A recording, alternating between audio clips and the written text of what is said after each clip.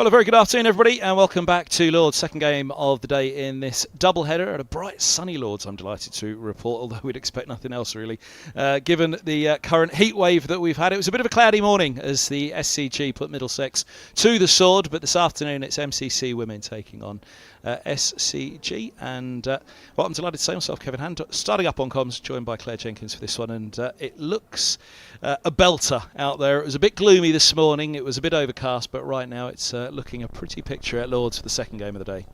Yeah, we had some potential overheads this morning, didn't we? And Middlesex struggled with the timing with the bat, and then the SCG showed them how to bat on it, really.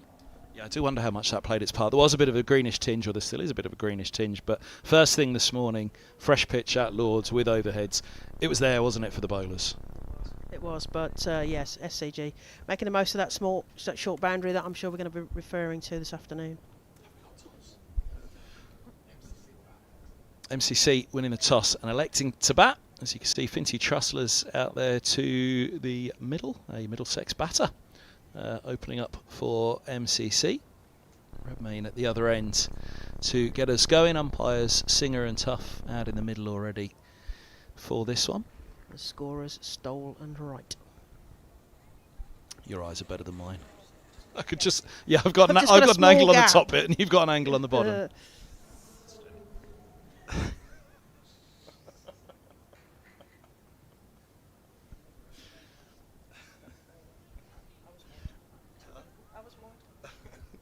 So it's going to be Lawler to get us underway from the nursery end. It was an incredible performance this morning from SCG. They really did get it over Middlesex in the first game of the day. How will they go against MCC this afternoon? We've got a long leg and a deep square set back for the start of the power play. Bowling right arm over the wicket to the left-hander. And here we go.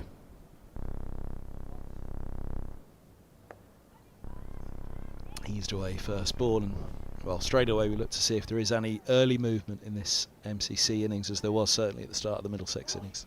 Yeah, the SCG, no surprises, have made quite a lot of changes this afternoon, and why wouldn't you bring the squad over? You want to get as many of them out onto the hallowed turf here at Lord's, and the turf that has hosted the first ever, yes, I repeat that, first ever women's test to be held at Lord's the last 4 days.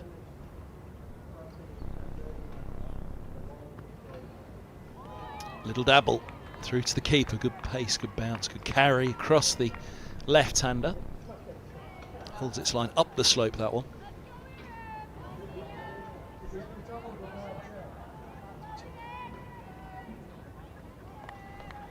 Well, I'm reliably informed by the wonderful Vinny and his suit that one of the 3 players that's made it to the afternoon from this morning is in fact Lawler coming in now.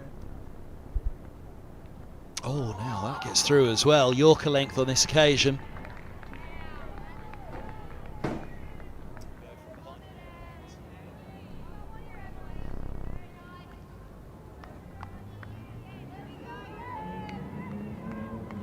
Yes, tried to have a little nibble at that and she actually missed it, so could have been gone there.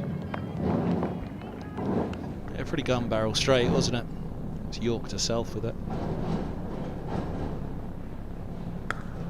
Width and punished. Beautiful shot. Through the covers it goes. There'll be no catching that even up the hill. First boundary this afternoon for the MCC. Redmayne putting herself on the scoreboard.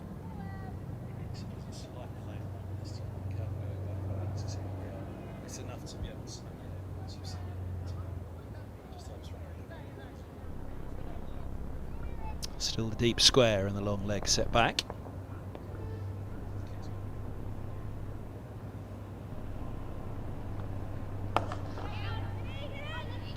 Well, that's sharp. The dive comes in and home. Mid off. Doing a fine job of the pick up and release. I'm fortunate enough to do some live stream commentary for a lot of counties across the country, one of which is Warwickshire.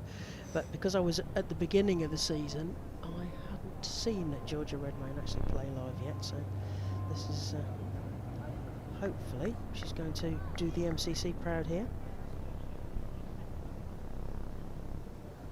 Looking at that replay, I tell you what, that would have been close actually, a direct hit. I reckon it was closer than we first realised.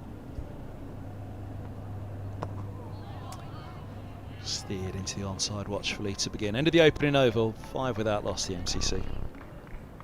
I actually bumped into George Redmayne's parents at a 100 game. I was queuing up at Trent Bridge where London Spirit were about to play a couple of seasons ago. Some Aussies behind me with London Spirit shirts. I said, "Where are you from?" And they said, "Brisbane." And I said, "Georgia Redmayne?" They went, "Yes, we're Georgia Redmayne's parents." That was a good guess. But it turns out that when she was much younger, she played for Worcestershire in her younger days, and so we had people in common. And now she's playing at Warwickshire, so a pair to a bear, which is a fairly unusual situation. Almost as bad as Surrey to Middlesex.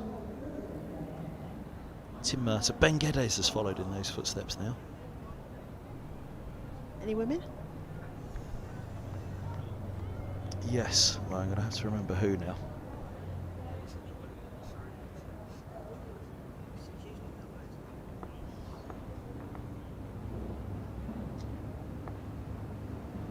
Because they'll be going tier 1 to tier 2 as well.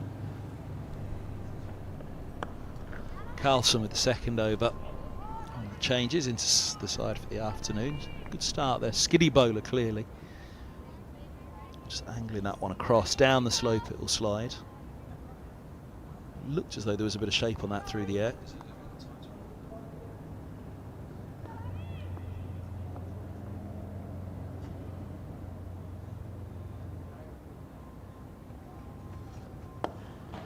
Yeah, there's definitely a little bit of shape. Not only that slope, but there's a little bit through the air, just swinging away from the left-hander.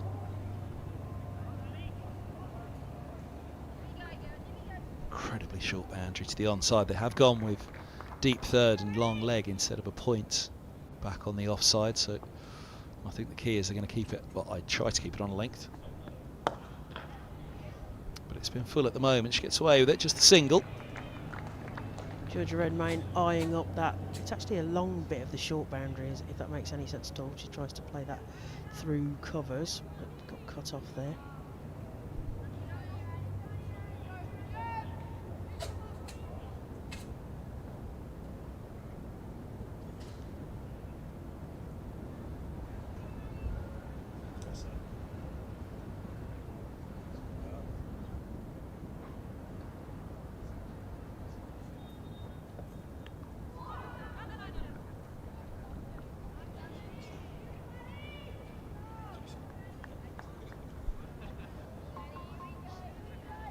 Still 6 without loss in the dot ball.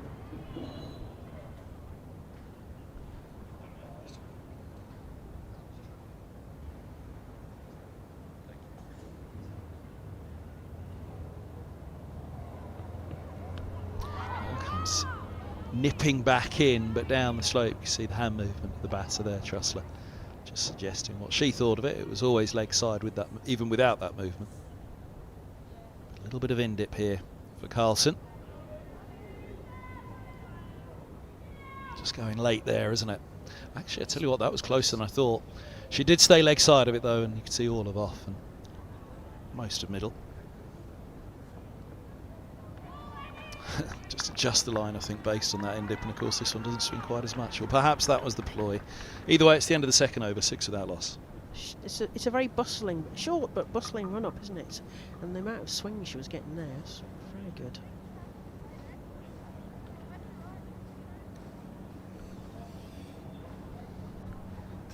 People enjoying the sunshine. Oh, lovely. Time for an ice cream, I think. Yeah. Spot in the sun here at Lord's. Yeah, we've tucked into our ice creams already. Our first ice creams of the day.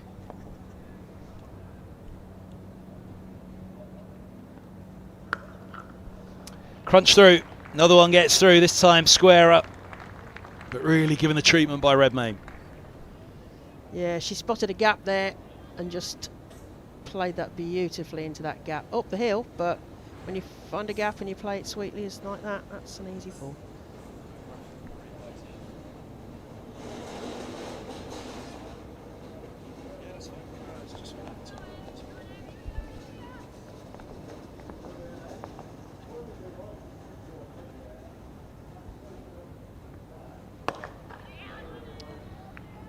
push back. Goal delivery. We talked through at great length, didn't we, the dimensions of the ground for this one. Have they pulled the rope in slightly? No, I don't think they have. At either end, behind the bowlers. I don't remember noting this morning it was quite a square across the... certainly from the nursery end. It's just struck me on looking down on this occasion. It's quite a short boundary down the ground as well.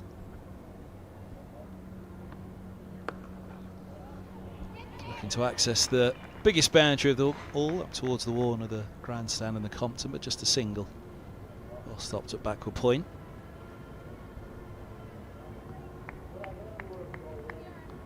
Like a bit of good point fielding. That Vinny was talking about being a wicket keeper. I was a specialist point fielder. I like to throw myself around. Also, I couldn't throw very far, so it was handy. Good reactions and not much throw. That was perfect for playing at point. Just a steer, but nicely done in between short fine leg and backward square. Could even be four. No, it's just pulled up inside the rope. That is, strictly speaking, that's the highest point of the playing surface at the moment here at Lords as they grab a couple. The slope, although right to left as we're looking at the moment, the actual highest point of the slope is where the grandstand meets the Warner, and the lowest point is down below us to our left, so it's not quite a perfectly right to left. It is at a gradient that drops away down towards the mound stand at its lowest point, so that tip of the boundary there is the highest point of the ground. It'll be a wide. It's dragged down. Had the benefit of sitting in the top of the Warner stand for the women's Ashes. It's a brilliant view from up there, and certainly in the mornings you get a little bit of breeze and shade, which was much needed for the heat that we had for all 4 days.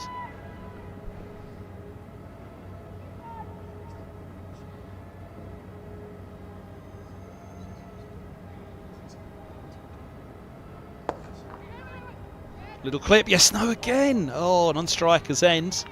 Let's get back in her ground there, Redmayne. There was that one at the end of the opening over of the match. That's the wind going through my ears, Kevin, because you opened the window.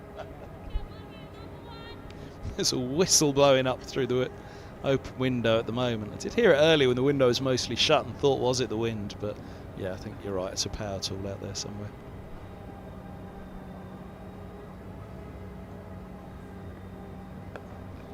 Inside edge. Where's it gone? Square leg, and there's no run. End of the third, 14 with that loss. Trussler not quite sure where that ball had ended up.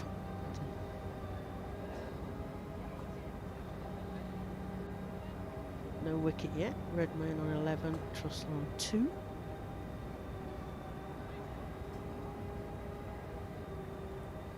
Three more overs left of the power play, which is, of course is relation to the fielding circle, which is 25 yards for the women, 30 yards for the men. The numbers inside and out are different, but for today, the women's game, 2 only allowed outside the 25-yard circle in the first 6 overs. That's Carlson.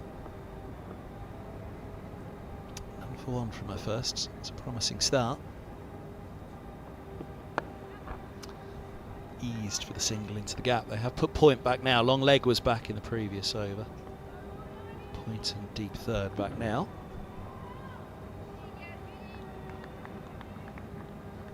It's interesting because Middlesex definitely struggled with the timing, and then the SCG didn't in the second, so it's going to be interesting to see if we're going to see a similar pattern here. Extra cover's pretty short, but it's tightly knit on the edge of the circle, otherwise on the offside.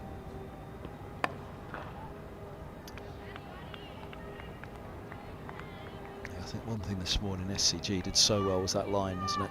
The line was impeccable all morning long. Saw a fifer as well. Much congratulations to Prima.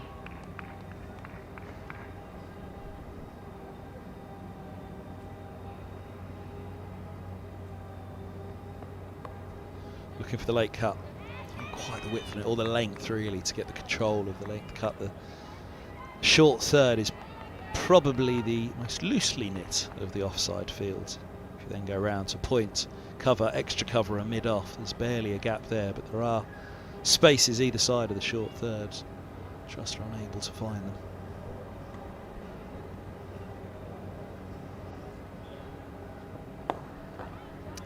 Could be trouble. If she hits, she's gone. And gone she is. 15 for 1. Trussler departs. The push single to mid-on. It looked like trouble all the way. There was no dive at the last. And SCG have the breakthrough.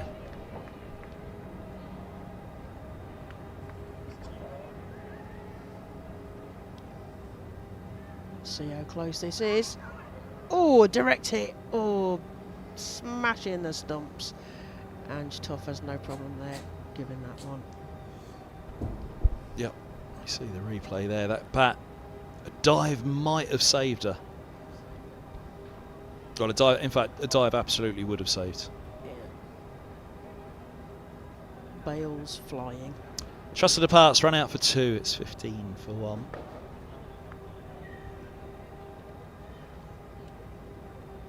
Yeah, so if you're looking to join the MCC as a woman, they are doing a bit of a recruitment drive. If you're a good club cricketer, please visit the Lord's website to find out more details.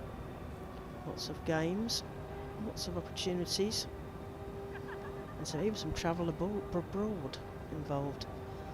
So anywhere in the world you can apply. So, as we're seeing today, Georgia Redmayne, Australian, doctor by trade, when she has chance and she's in between her umpiring, playing career. Presumably she just gets enough hours in as a doctor to keep her certification, because she seems to be playing, as the women do now, which is very unusual. There's a franchise circuit, for want of a better word, where they can play most of the year through now.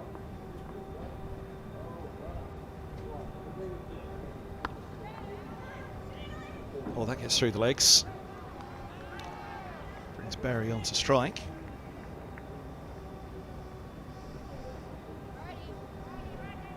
Just having to readjust with the left and right hander, which is always handy to fox the field.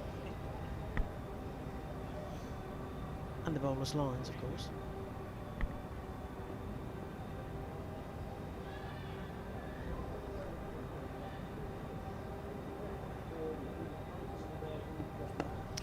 Right up there again into the block hole. We saw that movement through the air from Carlson in her first over. I'm not sure it's quite as noticeable in this. End of the 4th, 2 runs off it, and the run out to get SCG up and running in the wickets column in this innings. MCC 16 for 1. Redmayne on 13 and Berry yet to get off the mark. Yeah, we enjoyed a bit of ice cream with lunch, didn't we, earlier on? Good lunch it was, I think. So the MCC up in the players' dining room. Could see a few of the Middlesex staff and coaches up there as well.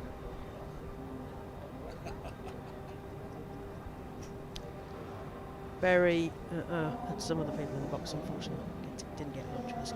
But yeah, so Isabel Berry, regional player for South East Stars in the regional days, and Surrey Women's 2 years ago, so not too far away.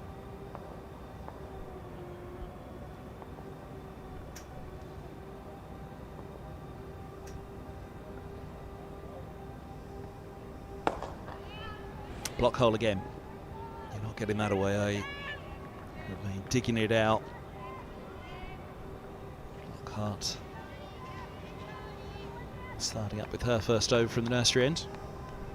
Jammed down.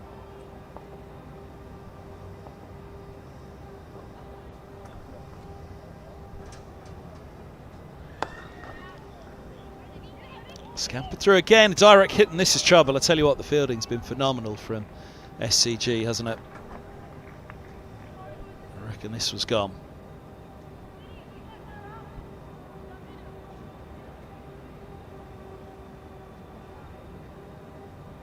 Again, it needed the dive, didn't it? Without the benefit, of course, of DRS today. The umpires only get one chance to look at this.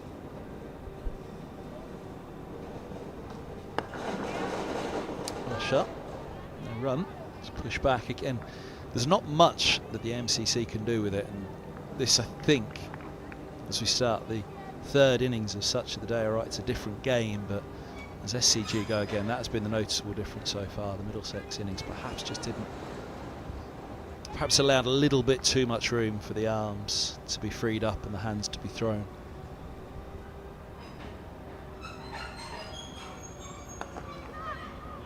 A little bit of width on that one. It's well fielded. Extra cover. Sweeper wouldn't have stopped it. Just the single more then. Can they go 2 from 2 at Lords, SCG? Already had a half centurion today. A fifer bagged.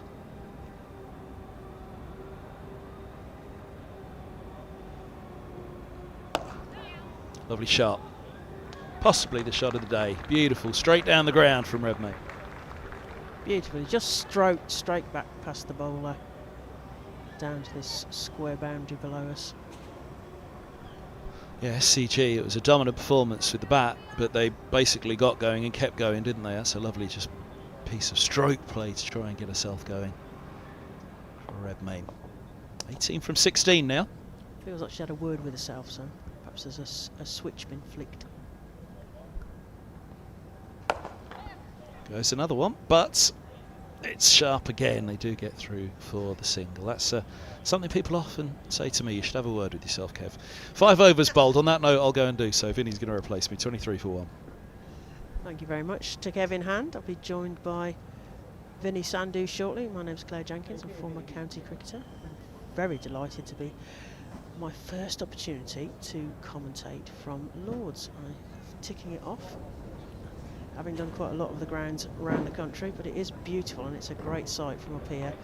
You will have seen, no doubt, the alien spaceship that is the press box here at Lords, looking down from a bird's eye view over the ground and across the skyline of Lords. We're looking at the pavilion, which is a glorious view, the flags fluttering in the little bit of breeze that we've got. We've got Morton from the pavilion end to Georgia Redmayne.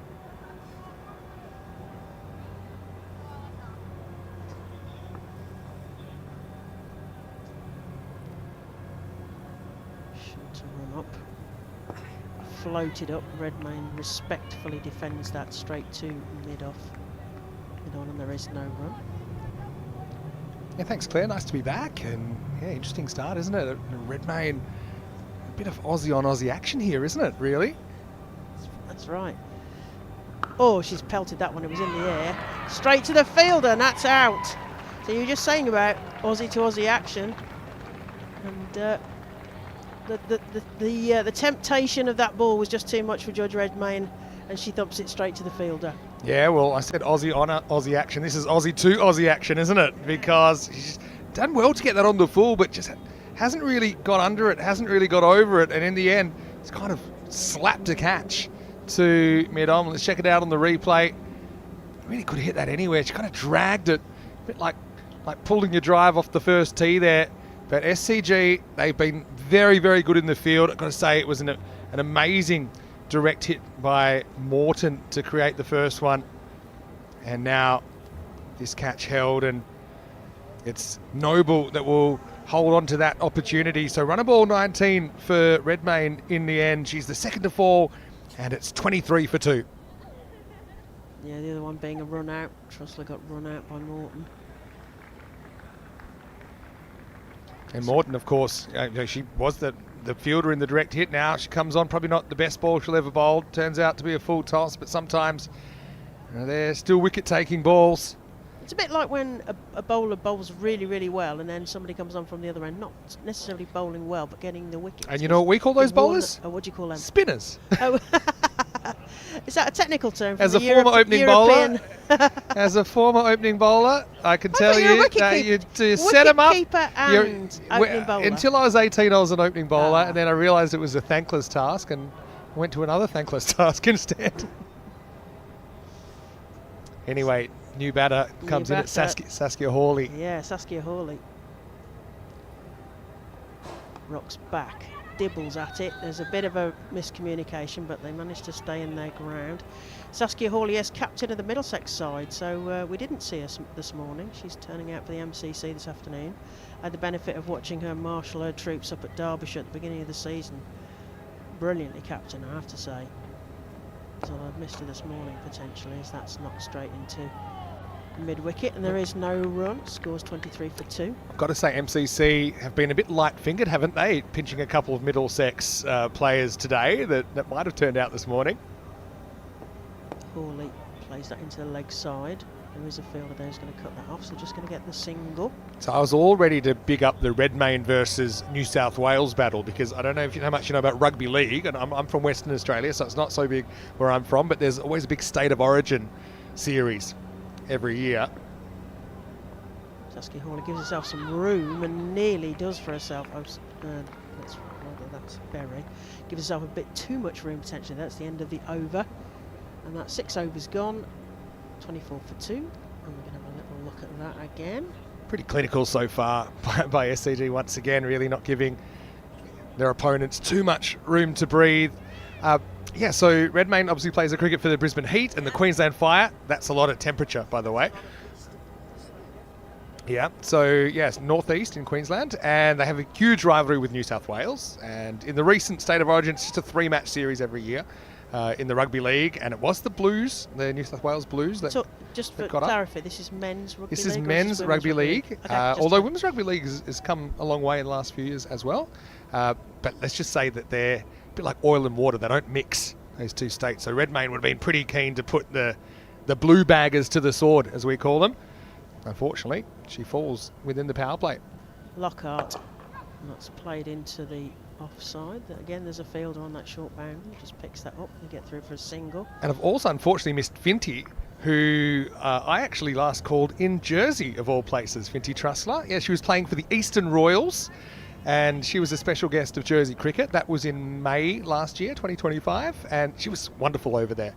For her to be able to share her experiences with up-and-coming Jersey cricketers and some of the Channel Islands cricketers was something pretty special, as this one has hit through the offside, and that'll go away to the short boundary for 4. So a bit of a counter-attack coming, and it was Isabel Berry that plays it beautifully off the back foot.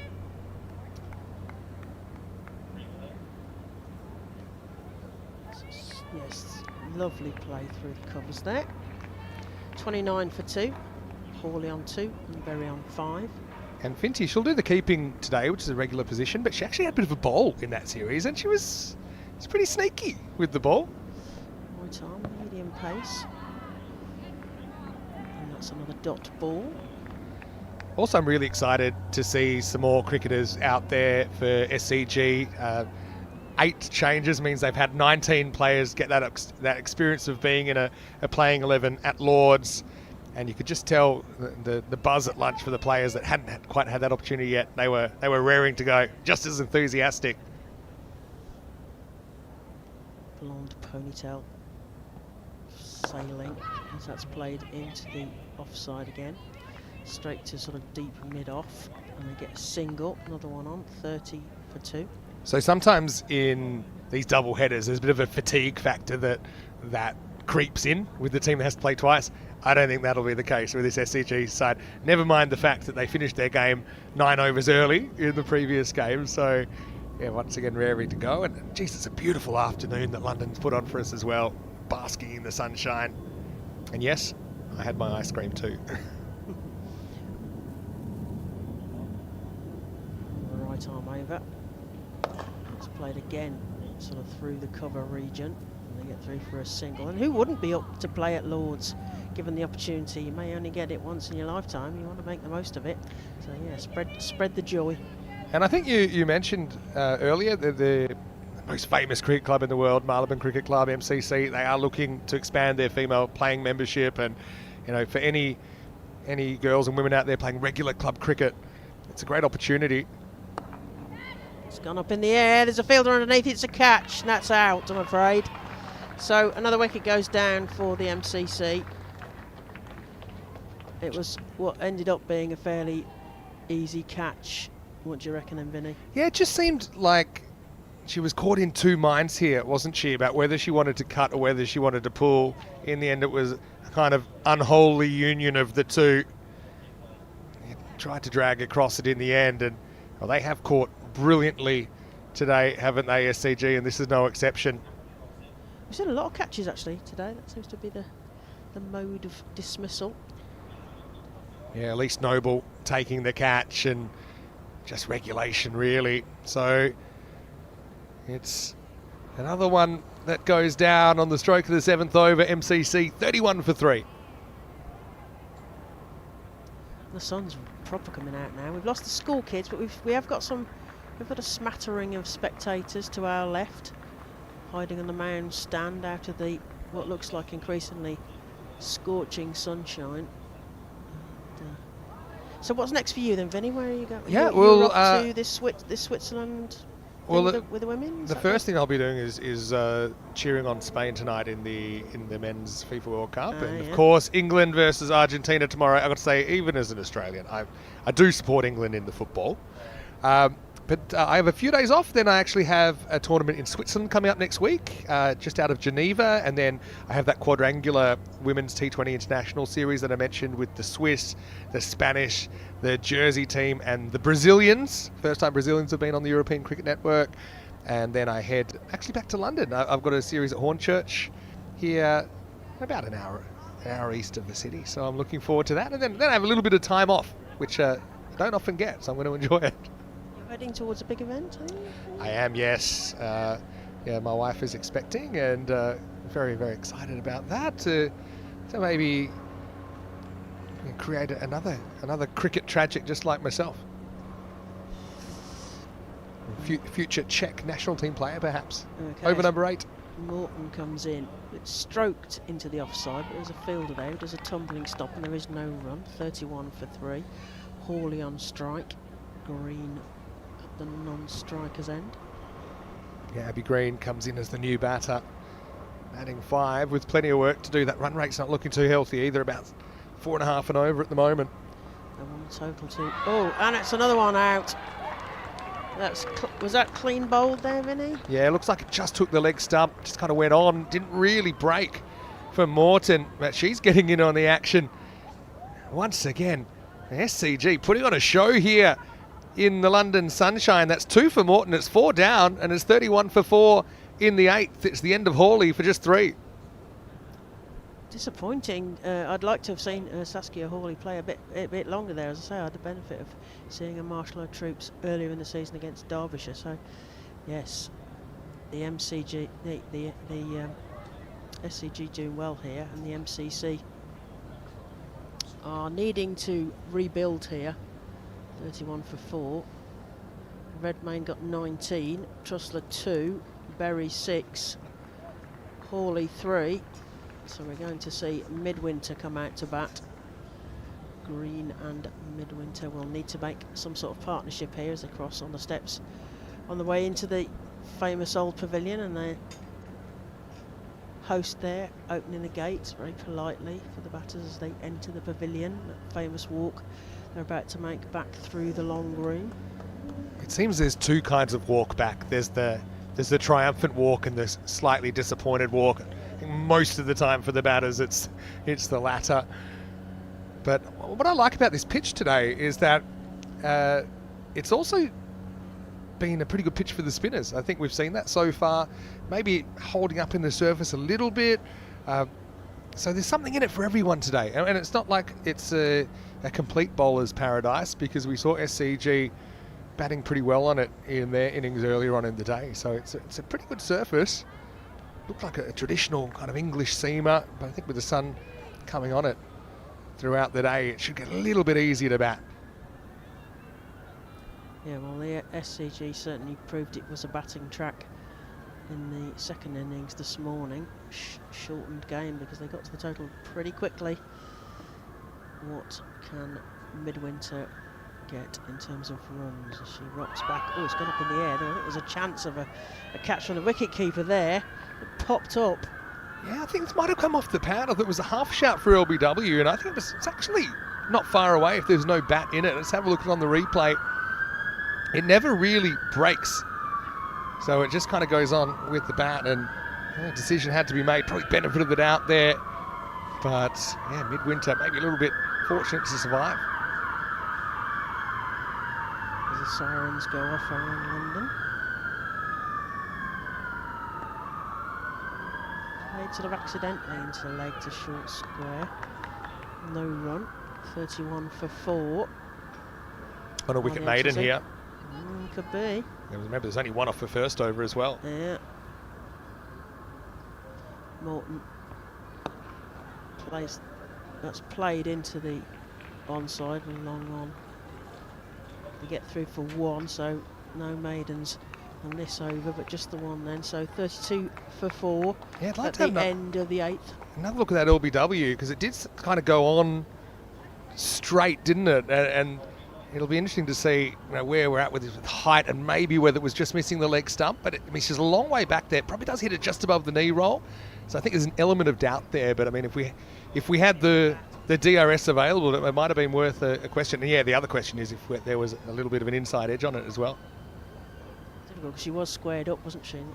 I can tell you that coming from cricket without any real technological help for LBWs, that batters will say they hit it 100% of the time. In fact, we've actually proposed a system. Okay, we can't quite afford the DRS in Europe yet, but if we had someone with a lie detector machine, that, if you say you hit it and then you get, we'll see what the needle does, and then perhaps that's a way that we can settle some of these things. Sounds like overcomplication of technology. Like Robert De Niro in Meet the Parents, hook him up to the machine, Yes. And then you have to, what's your name?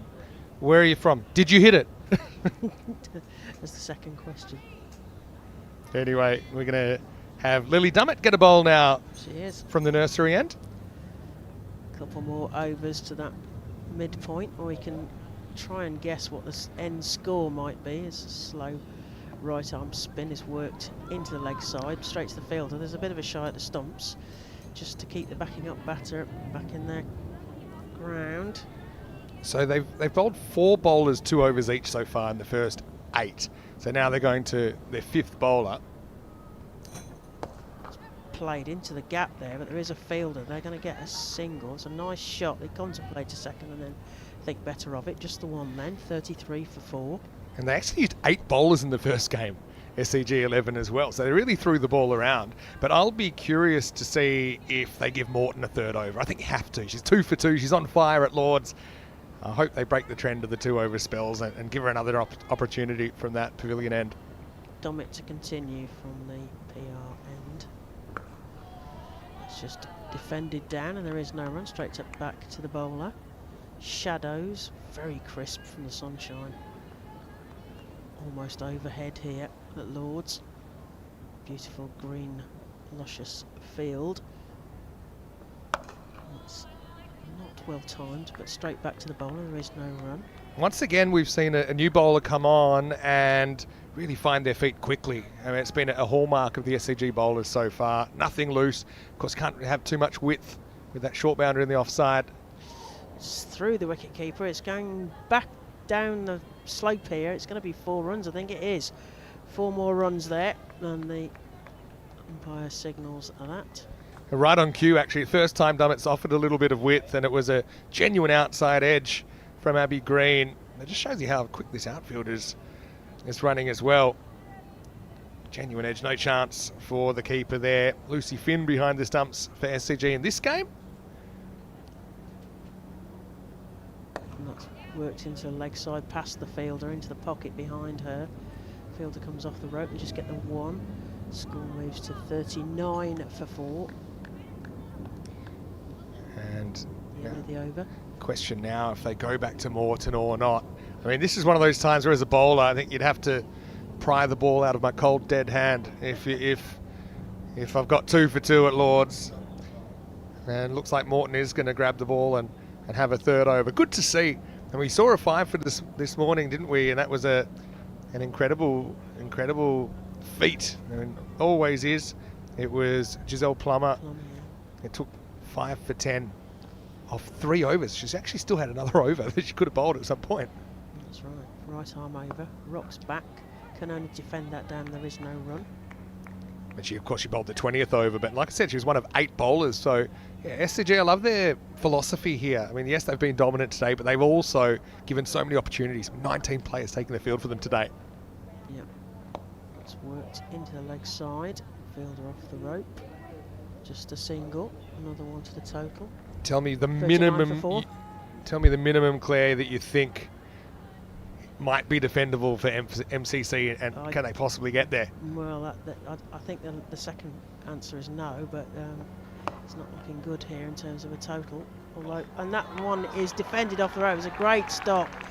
Worked to mid-wicket, and the fielder does a Inspector Gadget arms stop just in front of the rope. Well, that was amazing. That was going to be a 4, wasn't it, Vinny? Well, that's a proper slide stop from Kira Churchland out there.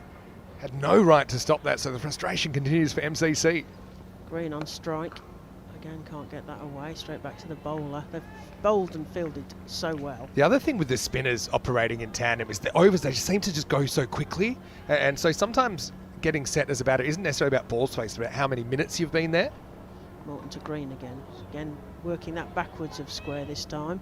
Field around to cut that off for just the one, and these kind of singles aren't going to cut it really. So 41 for 4, one more ball before the halfway mark, but my theory is double plus 20, which is really not going to get them to very much.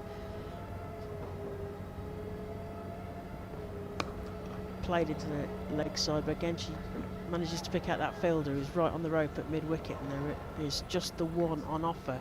So we reached that halfway stage, 10 overs gone, and the MCC are 42 for 4, Midwinter on 4, Green on 7. I'm just going to get a drink of water, and I'll leave you in the capable hands of Vinny Sandhu, and the next voice you'll hear is Kevin Hand with him. Thanks very much, Claire Jenkins, as MCC struggled through the first 10 overs, winning the toss and batting here in the second match of the day, part of the SCG's tour of the United Kingdom. And right now they've got a 6-1 record, so they've been a bit of a force, haven't they? You can see the competitiveness, but also the skill in which they've brought here. Dummett gets a second over, and she's been pretty straight so far. Gets a dot first ball. So MCC, just trying to think, even if they could go, let's say, if they could get something going and start going at 10s, then 140, okay, that's a decent score. Over pitch this time, and big miscommunication, could have been trouble at either end. In the end, they get away with it. It's one of those classic cases where it probably was the non-striker's call. The striker wasn't really sure where it had gone, but they weren't on the same page.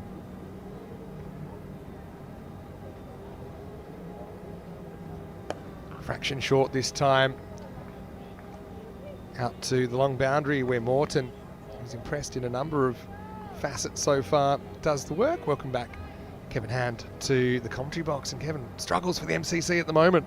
Thanks, Vinny. Afternoon, everyone. It's a tough day, isn't it, for the batters? Goes aerial this time and finds a pocket of space at that deep mid-wicket. Probably the longest boundary on the ground today.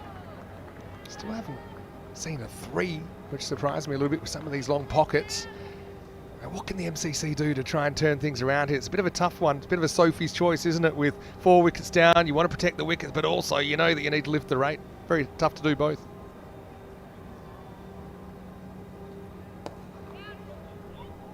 Yeah, exactly. I think they've got to play the long game here, haven't they? We saw Middlesex potentially make a game of it in the first innings of the day when they reached 110. Said 120 might be something, but at least 110 something to play with. I mean, right now the MCC would chew your arm off for 110.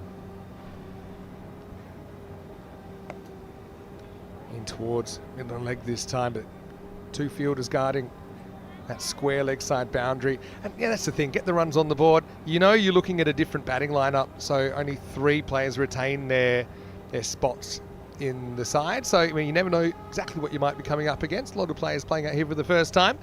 But anyway, right now, into the 11th over, it's 47 for 4.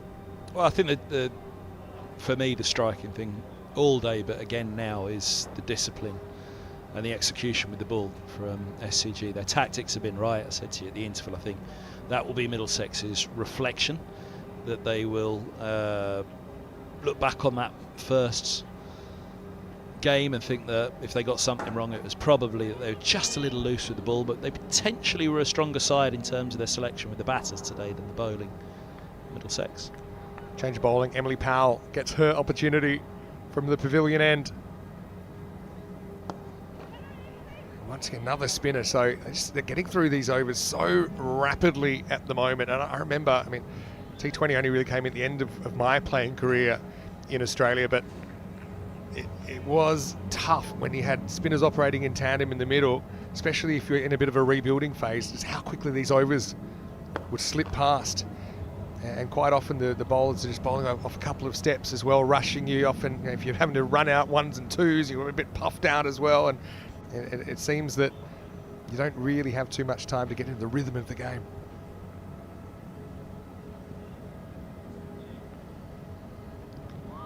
Beaten outside the off stump this time, Midwinter 7 of 14. Just see the replay of that one. She's missed out on a full bunger there, isn't she? So would be mightily disappointed, especially with that field up. Push through this time down the ground. Seem to have their field set, don't they? They have, of course, only 4 outfielders allowed in women's T20s, and they're all kind of ducks in a row. You've got the deep square leg, deep mid wicket, then you've got the long on, long off.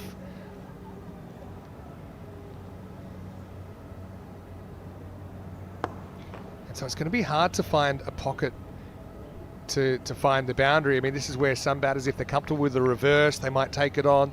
The ring of infielders in the offside, really not being given a lot of width to go over the offside at the moment either. So a real shutdown job so far by SCG.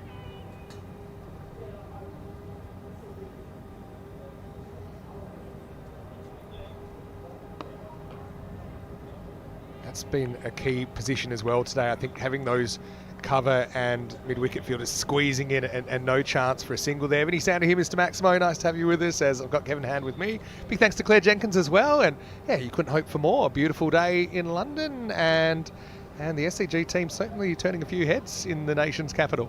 Oh, I don't know. Third scoop of ice cream would have been nice.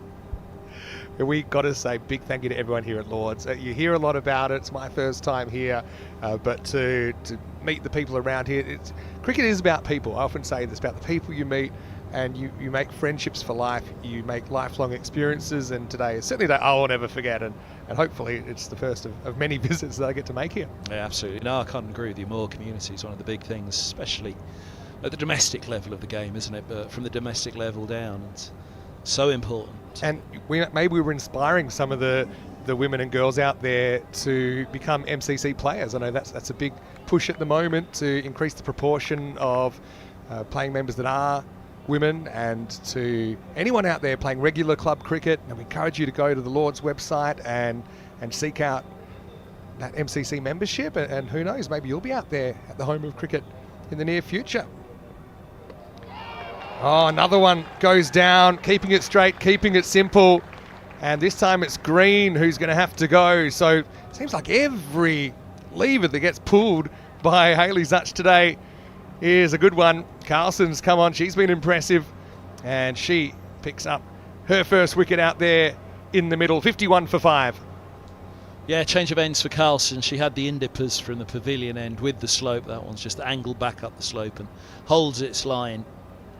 Nothing particularly on it. There was maybe a little bit of late swing on it just before it pitched, but holding its line up the slope, and another one falls, and it is trouble here for MCC. They have been ruthless, they've been clinical, but it's their execution. They've perfectly carried out the plan today. You can see here with Green, she just never really gets her feet moving here. She stays leg side of the ball. You're right, it doesn't do too much, does it? And so look at the feet here. If anything, and the front foot goes slightly to leg, something where you see quite a lot in the short form, where batters are happy to give up their stumps, but it just means you don't have that second line of defence. I like the action as well of Carlson, a very front-on kind of action, and UMSI hit tactics. And unfortunately for MCC, the turnaround hasn't come yet, a 51 for 5.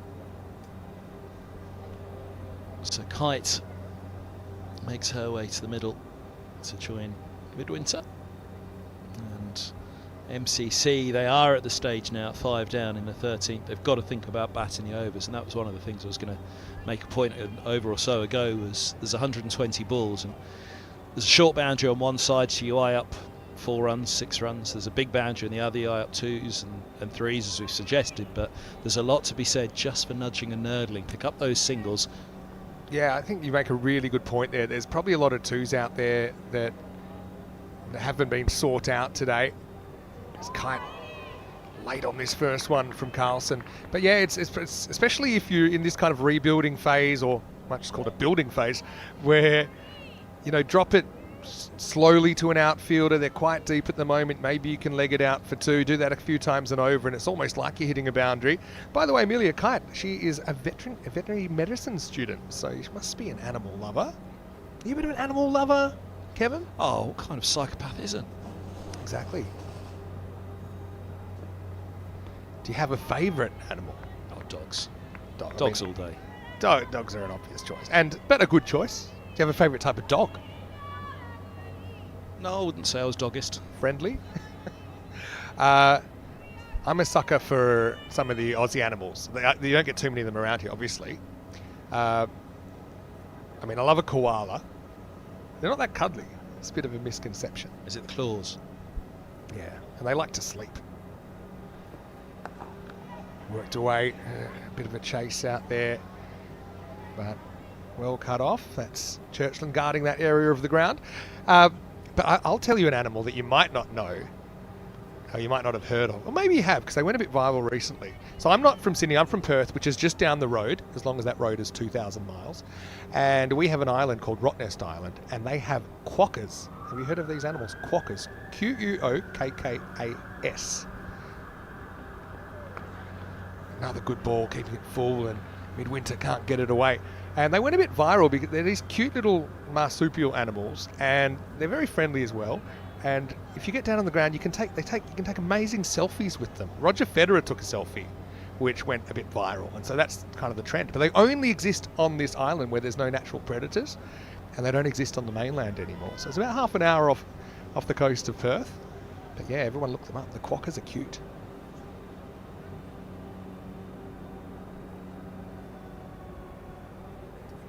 Free hit after the no ball call, the last ball. And that's even more frustrating, isn't it? Because they can't get that free hit off the pitch, and the malaise continues for MCC. The irony of Roger Federer asking somebody else for a selfie. Well, all those years that he had to take all those selfies. Mind you, I guess when it started, it was probably signatures for Roger, but by the end of his career, it was, can we have a selfie? Yeah, exactly. Yeah, I suppose now you can just AI most of the selfies, couldn't you? Again, pitched up. Bit of a noise there, but I'm pretty sure Midwinter hits the ground. End of another over. They're passing by. It's 53 for 5. Let's have a look at it on the replay. Inside edge onto the ground. Here's the answer on that one. I'll show. I know that you're probably wondering what I'm talking about. So here we go. There's the Federer, selfie. So you might not know what it's called. Those. Yeah, there's quokkas. You don't find them anywhere else. Smiley little things, yeah. Yeah, they look like they're smiling. But I also love kangaroos. If you see a friendly one, that's okay. If you see one in the wild, maybe not so friendly. And there's a bit of a misconception that kangaroos are hopping all over our major cities. But that isn't really true. But if you go an hour or so outside any major city, you'll probably start to see them. Here's Powell back for a second over. First one went for 4. Thick outside edge. See, this is another kind of death by 1,000 cuts, because there haven't been 2s there today. Times where you want to go for 2. There's so many strong throwing arms out there, and it just hasn't been possible.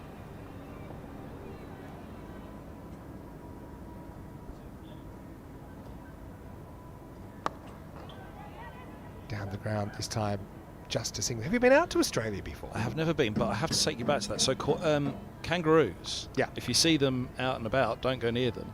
But you're suggesting that the alternative is they can be tamed? There's plenty of wildlife parks where they are very friendly, kangaroos. Normally in more of a controlled environment. But even, most of the time if they're little, if they're around areas where there are people, they're normally pretty friendly. for example, the wildlife park in my city in Perth, about half an hour out of Perth. There's the reverse. We thought it might come in as a bit of a tactic. Running up the hill, so it won't go all the way, but it will come back for two. Nice bit of improvisation there by Amelia Kite.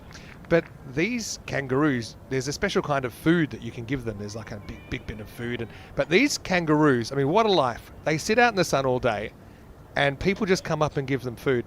And, you know, by the third or fourth hour, they're pretty full. That's going to be a tough stop again, but this time the ball will win the race as there's Churchland out there who dives to her right. Badly needed boundary for MCC. They sound like cricket commentators. They sit in the sun and people give them food all day. Yeah, exactly. And so it's funny because the visitors come in, say it's mid-afternoon, start, and they're like, come on, eat it. And there's basically all these little kangaroo food pellets around that they're not interested in. But yeah, it's obviously we work very hard to preserve our unique flora and fauna as well in Australia, to the point that if you watch Border Security, you know that they take things pretty seriously. Right now, MCC pretty serious about lifting this score, end of the 14th over, 62 for 5. Yeah, they've got a little bit going here, haven't they? Kite 9 from 8 in this partnership. Coming in to join Midwinter, 9 from 20. She's anchoring to some extent. I do think they've got to take it to the 18th now before they think about going again. We're talking about just nudging and nurdling, taking those singles. You've got Sophie Midwinter there as well. She's a sport and exercise student, sport and exercise science at Swansea University. Also plays hockey, sport I used to play quite a bit of. There's quite a lot of crossover, as you'd imagine, both hitting sports. I live in Prague, where the only hockey that they really follow is the ice variety, which seems a bit rough for me. Even staying up would be a bit of a challenge as we get ready for over number 15. And a rare loose delivery, must have flicked the pad as it went down the leg side. Lockhart coming back here in the 15th. Any other sports that you have a background in apart from cricket? Well, I mean, we all grew up playing football here as well, don't we? That's number one, but then cricket. Paddle is all the rage now, isn't it? I was playing it before the cool kids. That's my claim to fame. 2013, I found paddle and said, this is going to take over the world. I've got a theory because I've played a lot of paddle because we're in Spain a lot. I think might have really taken off there. Bit of missed opportunity there, short and wide, and nobody except for one fielder right on point on the boundary. But a swing and a miss from Kite. Never really got her feet moving here. Slight shuffle with that back foot across, but couldn't get across to it. I think paddle and squash are appealing because you don't have to keep going and getting the ball. Okay, so then it comes in, and I like both of them. Lockhart comes in again on the front foot, catches Kite on the pad, going down the leg side. But the difference is, between squash and paddle, in squash you much more likely to get a ball or a racket in the face than paddle. And that for me is why paddle is taken off. It's got all the convenience of not having to go get the ball all the time or get it from over the fence without the risk of serious injury. Nice looking crisp drive down the ground, but once again SCG defending valiantly. That time it was Lucy who dived to her right to make the stop. Yeah, paddle's huge though. Is it a thing here in England? I genuinely thought that in 2013 I need to open paddle courts in the UK because this is going to get big one day. Yeah, that day is here. Punch down the ground once again, this time to long on, where Olivia Maxwell does the fielding. 13 years too late. They are everywhere now, but paddle courts, including at Radlett, where Middlesex missed out on qualifications the other day in the blast. There's huge paddle courts being put up on the rugby field there. But then you've got this paddle versus pickleball, you know, quite big, I won't say feud, but, you know, it's an American sport. One of them. We let them get on with pretty noisy, sports. Isn't it? Beautiful shot. That'll be 4. Just let that come to her a touch there, Kite. We knew that was a boundary that was unguarded, and she makes the most of it. 4 runs. I think Middlesex and MCC will both reflect to this stage today with the bat when they have been given an opportunity by SCG, which have been few and far between, to be fair. They've perhaps gone too hard at it on that occasion. Exactly that. They let the ball come to them. Well, 15 overs down and just 5 to go to turn this into something. 68 for 5. Well, Kevin, it's been a pleasure as always chatting with you. I'm going to step aside. I'll be back for the start of the next innings, but I'll hand back to Claire Jenkins. Vinny Sandy, thank you very much. Watching the live stream here at Lord's from the MCC, the SCG, with a resounding victory this morning against Middlesex in the first of the double header here at NW8 on what is now a sunny afternoon. Good point, was either Claire or Vinny were making earlier, that the first innings did begin under cloud cover, and whether that hit Middlesex hard as well needs to be taken into account. Bit of wrist spin from the pavilion end as this ball's pushed for a single to mid-off, and Morton 2-for-7 now into her fourth over to finish off. Can she finish off the way she's gone throughout? Bit of flight on that one again into the block hole. Back, Claire. Thank you very much. Yeah, I think we've seen certainly changing conditions from this morning's game to this game. This is very much in the sunshine of the afternoon. Oh, now push back. Down on her knees, Morton. It was sharp. We'll have a look again after this one. Now it gets through, stumping missed.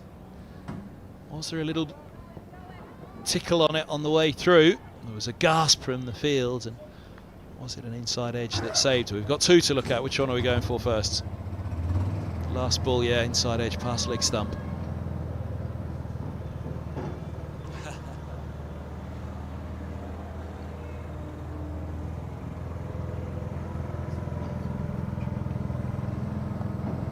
Tucked up on this.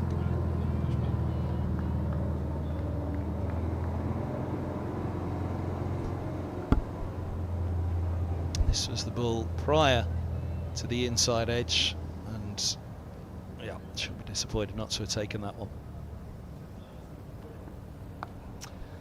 This might be a chance. Two on the rope. Swan calls it. Square leg holds on. 6 down. Morton has 3 for 9 to finish her day, finishing that over. And what a day she has had. A 3 for, a 5 for in the first game for SCG, a 3 for in the second for Morton now. Well, Vinny called for her to be kept on, and she's certainly delivered for her captain there. What was in the end an easy catch, but it did stay in the air for quite a while. And it was that short boundary we keep talking about. So we see MCC see another batter disappear back through the long room. The lonely trudge back past the spectators that are gathered at the far end of the ground to us in the magnificent pavilion building, the flags fluttering and the sun beating down tops of the Warner stand.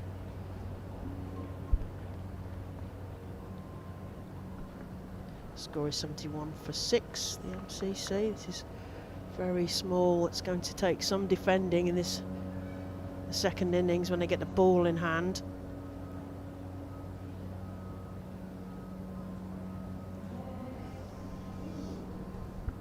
Yep, so 71 for 6 after 16. They do need to push on. They do need to try to get going. 16 from 18. It's not a bad effort at all from Kite, just to give something. Can they somehow find 30?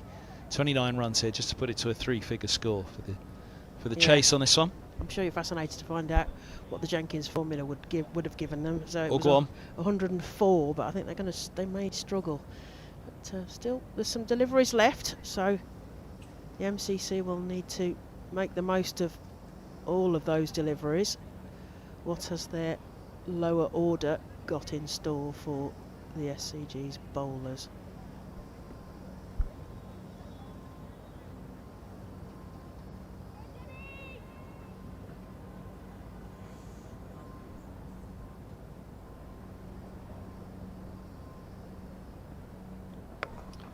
Cuts in the air, just fine, a backward point. It'll get away for 4, but it hung in the air for a while.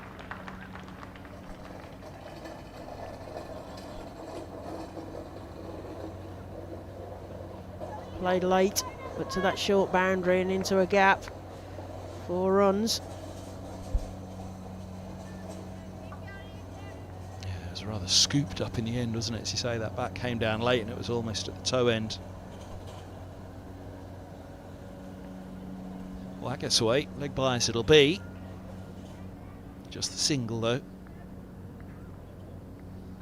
Midwinter 15 from 24 now. Johnny Singer signals leg buys. Angie Tough at square leg. Yeah, leg buy for that one. So Woodward on to strike for the first time.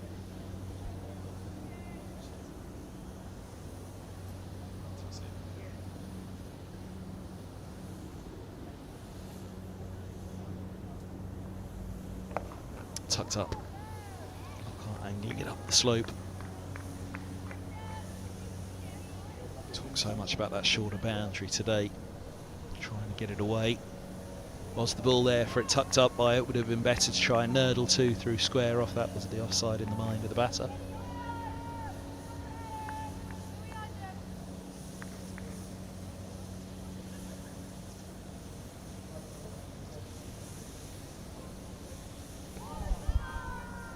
Gets through on the offside. Now she will feel she's missed outside off there.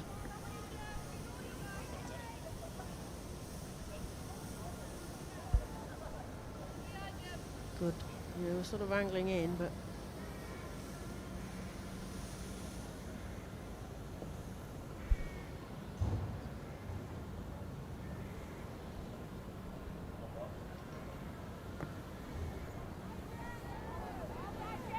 yourself in all sorts of trouble here, Woodward. Not timing it, not knowing quite whether to play or leave, and these last desperate deliveries that the MCC really need to make the most of to give themselves something to bowl at in the second innings.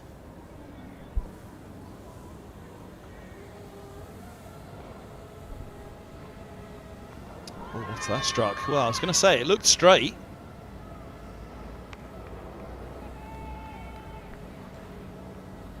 Go.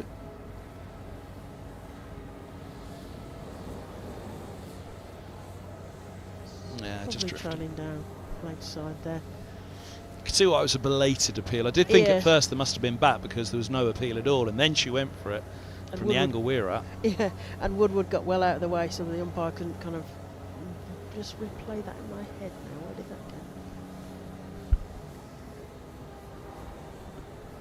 17 overs down. MCC are 76 for 6. Midwinter on 15 and Woodward yet to get off the mark. Midwinter to face.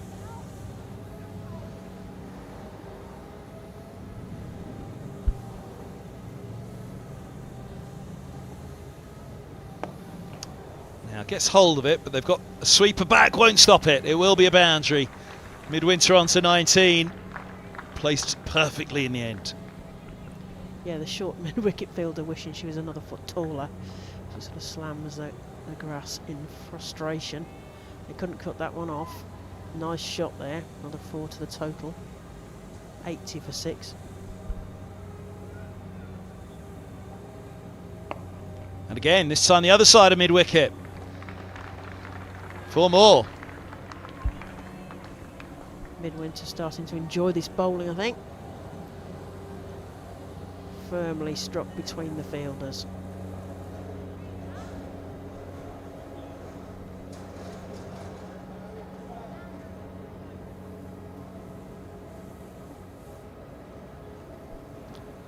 What will the response be?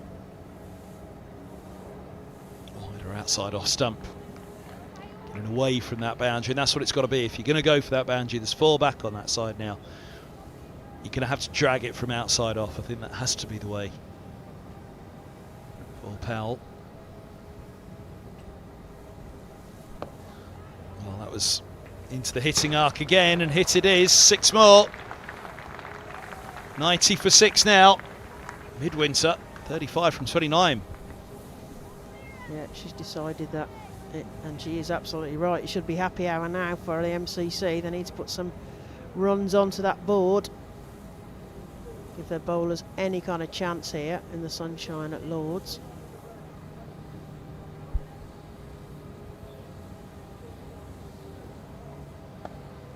And through the offside. Well, Midwinter's on the charge here.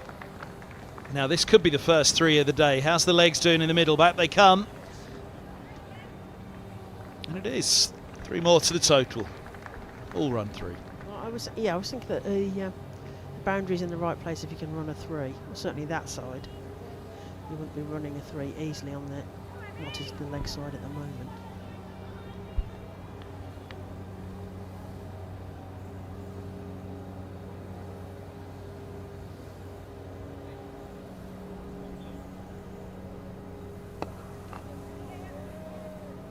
In the air, gone. Mid-off holds on. Woodward falls for a duck, 5th ball.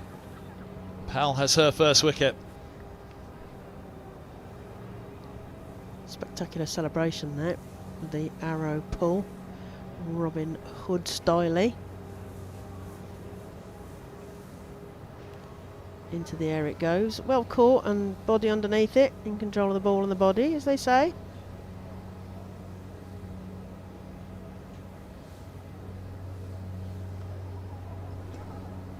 And another batter trudges back to pavilion. SCG playing very well here.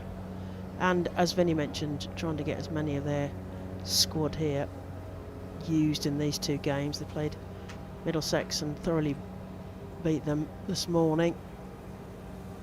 And they're giving it the MCC a bit of a hard time here.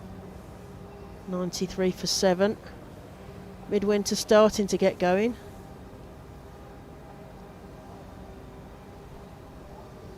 Yeah. And she can keep going now. 12 deliveries left. There's nothing really to stop Middlesex at this stage. Okay, 7 wickets down, but I think the risk reward between being 98 all out and swinging hard and potentially getting to 120 from here is quite game changing. I think if they can get to 120, it still probably won't be enough based on what we saw this morning, although there has been a significant change to the SCG side, but performance level doesn't seem to have dropped off dramatically. We need a fire sale here from the MCC to everything must go.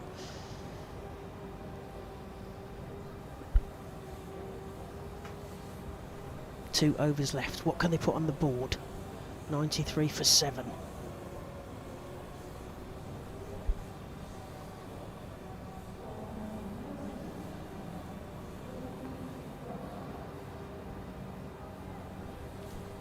Dummett coming on to bowl from the media centre end.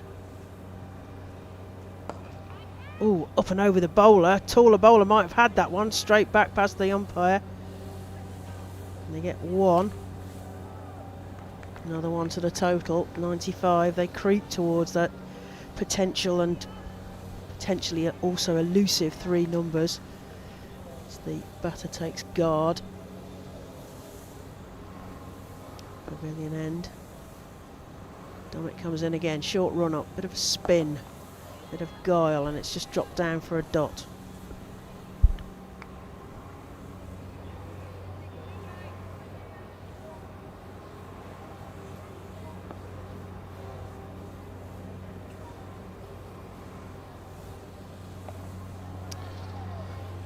Well, the field's back on the onside. There are gaps on the onside as well. I think she's got to try and find the single here. Single now, and there's 2 balls left to the over, but I'm sure Midwinter would dearly love the strike. Big appeal and gone. A step across, a swing across the line, and a finger up from the umpire.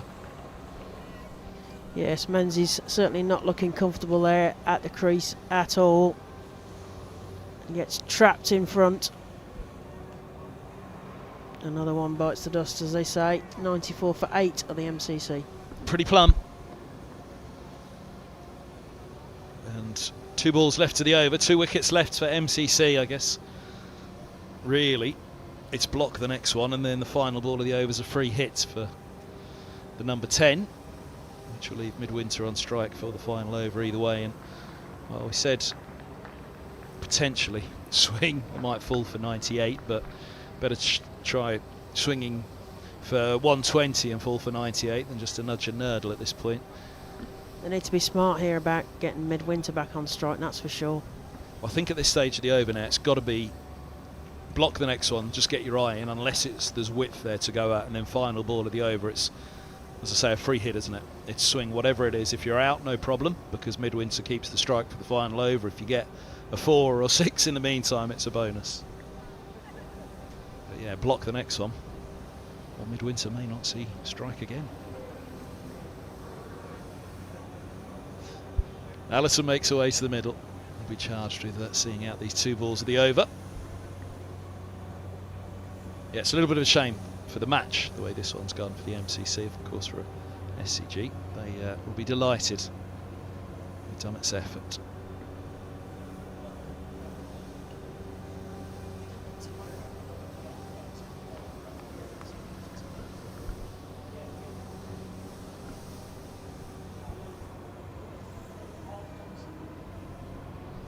$94 for 8.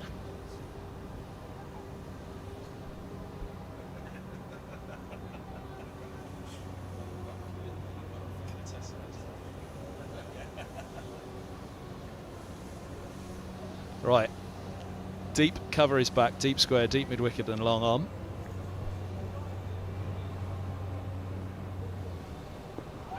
This could be trouble as well, looking to turn it around the corner.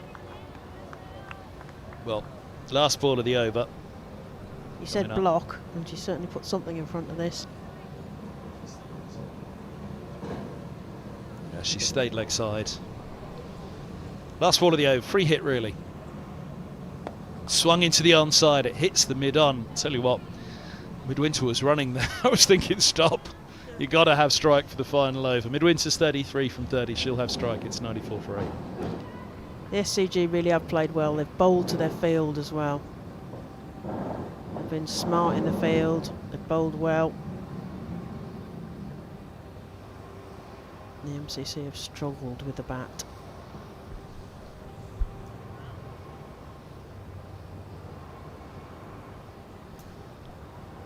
Conversation before this final over will be bowled. What to do and where. 6 more deliveries. It's 3 at the moment back on the onside. They're pondering whether the 4th, but the cover's going to drop back instead. So deep mid wicket, deep square leg around towards mid wicket. There's a long leg back as well, quite wide, protecting the short boundary. And deep cover. 5 on the single and the offside, mid on the leg side. Oh, width. Midwinter will feel she's missed out there. She wouldn't have expected that width from Carlson. 1 for 5 from her opening 3 overs. Coming down with some speed there. She'll want to at least deflect that. There is some. If she could deflect it down the leg side, there's a gap there behind the square.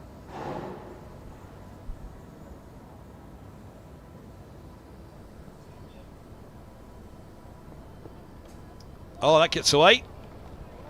Fine edge. She'd have liked that off the last one. She's on to 37. That'll do. Using the pace of the ball, or at least leaving it, even if you didn't get an edge on it. Can have another look at that. Oh yes, deflection past the keeper. Talked about that deflection, using the pace of the ball. 98 for 8.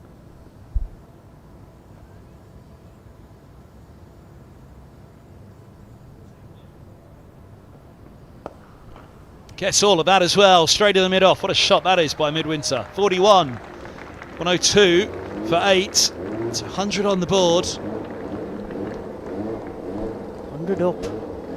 This thing's being revved up, as is Midwinter's batting. Beautifully done. That's the commentary, not the batting I'm talking about. Well, 100's up for MCC. Oh, and that is that. The Bale goes flying. I was just about to say 102 up.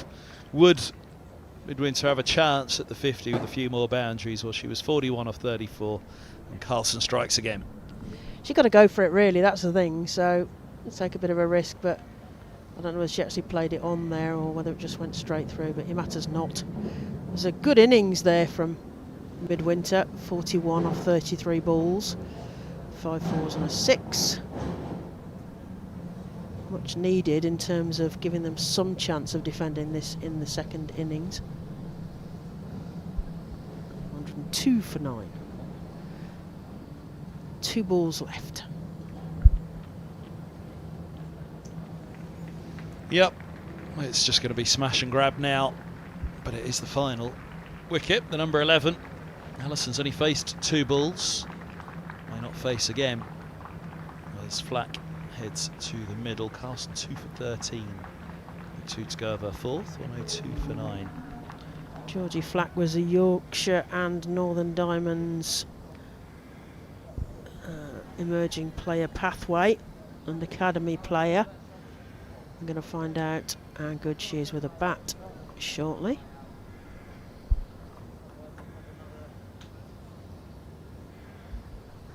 Plays for York Cricket Club.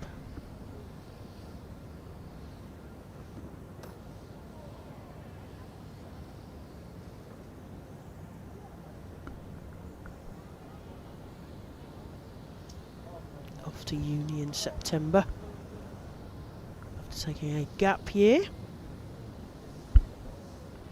Stuck with the same field, 3 on the onside, sweeping, 1 sweeper on the off. Dot or bowls, well dug out indeed by Flack, full delivery, going for the block hole, finish Carlton. It worked last ball for her. Very nearly 2 and 2, but Flack equal to it. What can she come up with the last ball? It's beyond the time of looking at scoring options. This will probably be block hole again. Does she take the risk, use her feet, and try to clip it, meet it on the full? Bowled, block hole it is. She remains in her grounds. Carlson finishes with 3 for 13. It was 108 in the first game, 102 in the second. It was miles short in the first. It looks as though it could be short in the second as well. SCG on fire at Lord's today. They are. They finished 2 short of the Jenkins formula, total of 104. So, which I was not optimistic they would get anywhere near. So, a little more luck and they might have made it. But yes, 3 figures, but it feels like mightily short if they bat, the SCG bat as well as they did this morning against Middlesex. Made short work of a bigger total this morning in the game against Middlesex here at Lord's. So yes, but Midwinter's innings, good 41. That's the sort of standout figures there really. Kite got a 16, Green got a 12, Redmayne got a runnable 19, but the rest was a bit thin. Kevin. Yep, it's looks like it's come up short, but as I say, from the Middlesex perspective this morning, I wonder were they just a little like themselves with the ball in the bat, in terms of the bat, where their strength lay in that one. Let's see what the MCC have in store for SCG, and indeed what their changes. 7 of them, I think Vinny told us, was it 7? 8. Only 3 retain their place from the morning's game. We'll find out. We'll be back after a very short break here, 10-minute interval on the live stream at Lord's, the MCC, bowled by SCG for 102.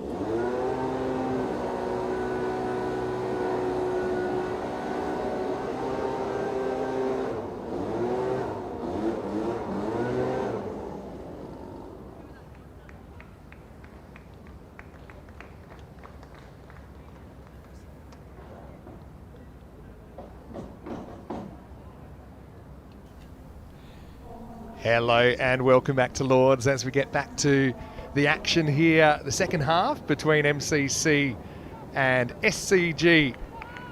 And the story so far, MCC bowled out of the final ball of their 20 overs for 102, so 103 is the victory target. Lise Noble faces up and she might be gone first ball. She should be gone first ball. So the perfect start for MCC. Zanzibar Menzies digs it in. And Noble wanting to take on that short boundary, only got a top edge. And she was taken easily in the circle. The first wicket falls none for one. And what a start to this second innings as we welcome back Claire Jenkins to the commentary box. Wow, I think the fielder couldn't believe her luck there. It was banged into the surface. It goes almost up and over the fielder, who manages to just tilt at the right angle to take the catch behind the square leg umpire. They can't believe it. They're off to a great start. Yeah, well, disappointment for Noble, whose Lord's experience with the bat will only last one ball. But yeah, unbelievable start really, and you can understand, even though it is her first ball, taking that shot on because there were open spaces and probably only about 45 metres to that boundary on the leg side today. But she came up just short.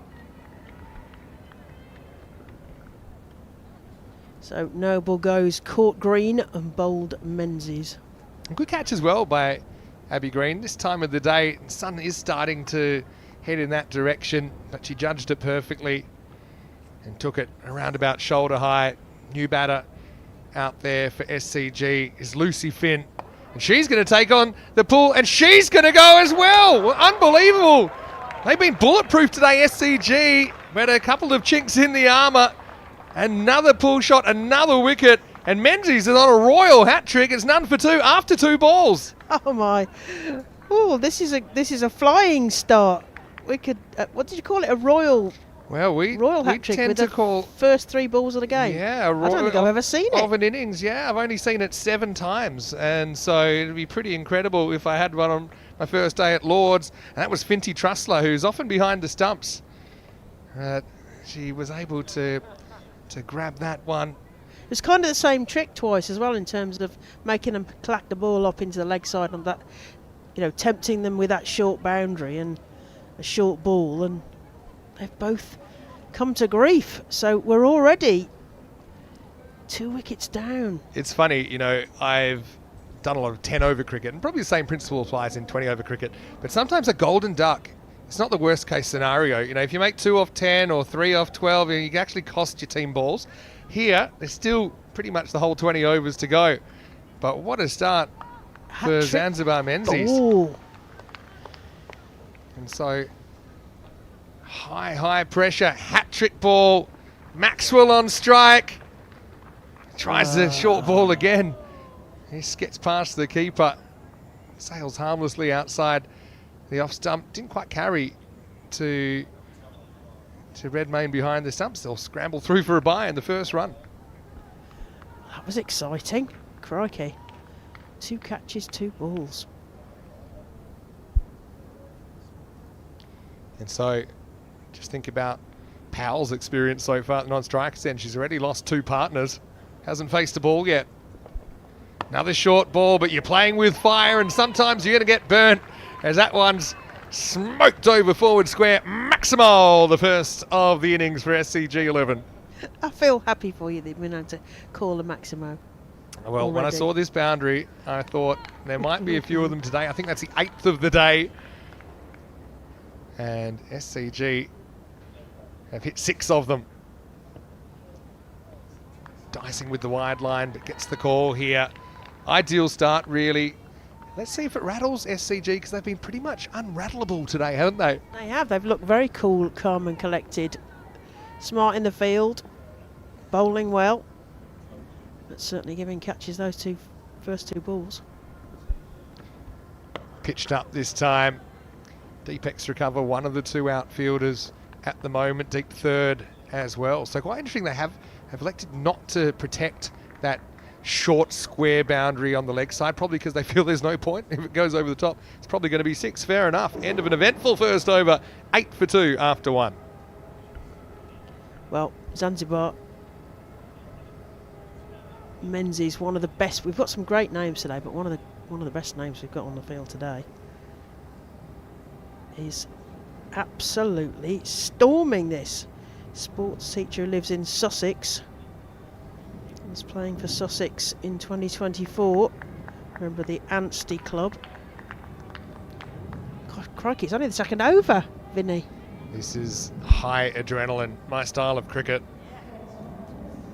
You know, sometimes you underperform with the bat. You've got to use that Uno reverse card. Try and take 10 wickets yourself. I think it's the only way that they're going to win this game, MCC. They get 2 of them in the first over. Second over coming up, Chloe Allison. She digs it in short, and this is played pretty nicely to square leg, long boundary, but that was hit so well it was always going to make the journey. 4 runs to start the second. How close was this to the square leg field? Because she put her arms up. Difficult to tell on the. I think that was the international the signal of surrender. Oh, surrender! Well, I don't It's think going that was up going and to get over. caught. Actually, I think the umpire might have had more of a chance of catching that. They are challenging those horizontal bat shots. You can understand that. Both these two opening bowlers have a liveliness about them. It's certainly evened up the match-up now, hasn't it? Losing those first 2 wickets, because it's not a big total, but having lost those 2. Pitched up a little bit this time, cracked a short cover, no run. Yeah, sense of electricity, and that's probably the one thing that's been lacking today is that sense that the result might go either way. So far the games have been reasonably one-sided towards SCG, but certainly their biggest challenge yet. And when you come to the home of cricket, you want a challenge. They certainly have one here. Helped around the corner, and that's going to run away for 4 more. Just losing the line there. And I think, we talked about it earlier in the day. You don't want to be too obsessed with the short boundary, long boundary. You want to make good choices. And that was nicely helped away for 4 runs. Emily Powell was part of the Under-19 Cricket Australia side for the Tri-Series against England and Sri Lanka in April. So she's experienced at the top level, but still a young player. Played that beautifully, that last one, for those 4 runs.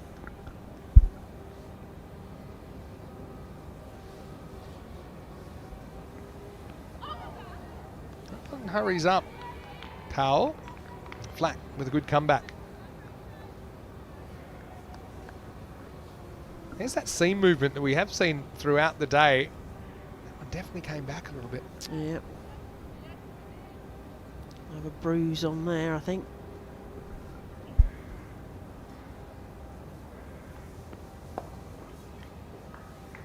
Tucked away behind square. We haven't had a 3 today. Well, only 1, sorry. Yeah, well that is the triples corner. Triples alley, you might call it. But they'll settle for 2 this time. It's a beautiful day in London. 30 degrees, the magical 30. How do you handle 30? Are you comfortable, or is it a bit warm for you? Not well at all. I'm afraid I'm fair-skinned, so I have to keep well out of the way. Do you call it slip, slap, slop? Well, we have a word for 30 in Australia.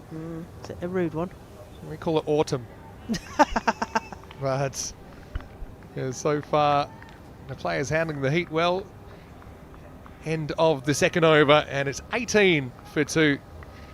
Yeah, it's also a bit uncomfortable for the number 3, number 4 bats to come out so early. I mean, you're kind of expecting, kind of hoping that you'll be able to sit and watch a bit of the innings and, have a sneak peek at what you might face. But bang, bang, and they were out there after 2 balls. I said no, not much information coming back from the batters that are returning to the pavilion with that. First 2 ball losses. That's certainly evened the balance here. Can the MCC maintain this pressure? Pick up another wicket, maybe. Menzies struck with the first 2 balls in the first over. Keeper up to the stumps now. It's a bold strategy as well, Redmayne, especially since so far the opener has shown that she's willing to bang the ball in. That always becomes quite difficult for the keeper. Handles that one well. Sounds by Menzies, hoping to make it a triple. Pitches up this time, and a single down to Georgie Flack. suppose the other thing is they're 2 down, but also they know that run rate required. It's not like they're chasing 160, 170, 180. You know, they really do have some time to breathe, some time to consolidate. Well bowled by Menzies. But yeah, it's a very different kind of a task. And although, yes, it's a power play, you're looking to attack and obviously hit the loose ball to the boundary. They don't really have to be obsessed with scoring at a heavy rate right now.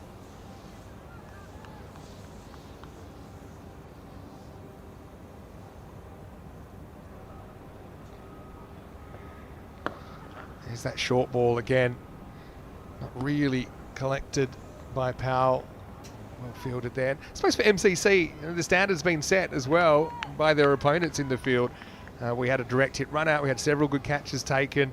So far, MCC up to the task, taking 2 catches off the first 2 balls, but that's certainly something that could be critical in this defence. Cracked through point this time. Running away, a long chase for the sweeper over there. We'll come back for another 2.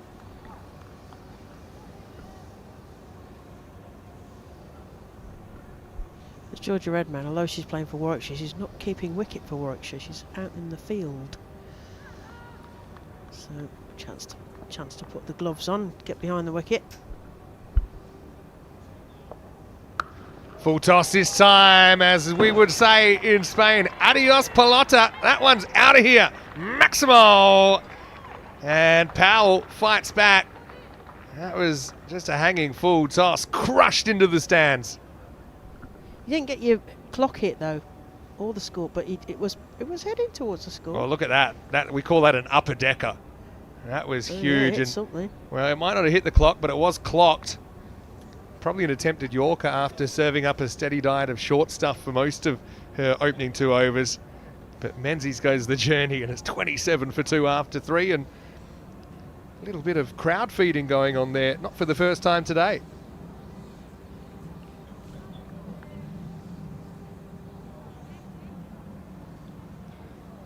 So, 4th over about to begin. The equation 76 required off 102 balls. And that'll be 4 as well. So Maxwell getting in on the action, uses the pace really nicely. Lets this come to a little bit further, and it allowed her to just push it behind point into a gap. Fairly low risk boundary. Liv Maxwell trying to get settled in. It was a good shot because it wasn't actually that wide. So she had to kind of have soft hands and just kind of break the wrists at the right moment. Economy of movement there from Olivia Maxwell, but already danger signs in this partnership.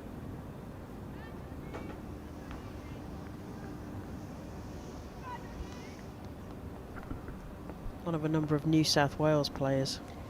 New South Wales second 11, Maxwell. Push and run. And they will get through for a single. That's good hustle there. Yeah, and you'd expect that obviously with this being the SCG 11 and kind of modelling in a way on MCC cricket, you know, inviting players from a number of clubs to come together and represent SCG 11, whether that be in Australia or abroad. Fraction short, asking for trouble, and he almost finds it. Acrobatic bit of work out there to keep it to a long single.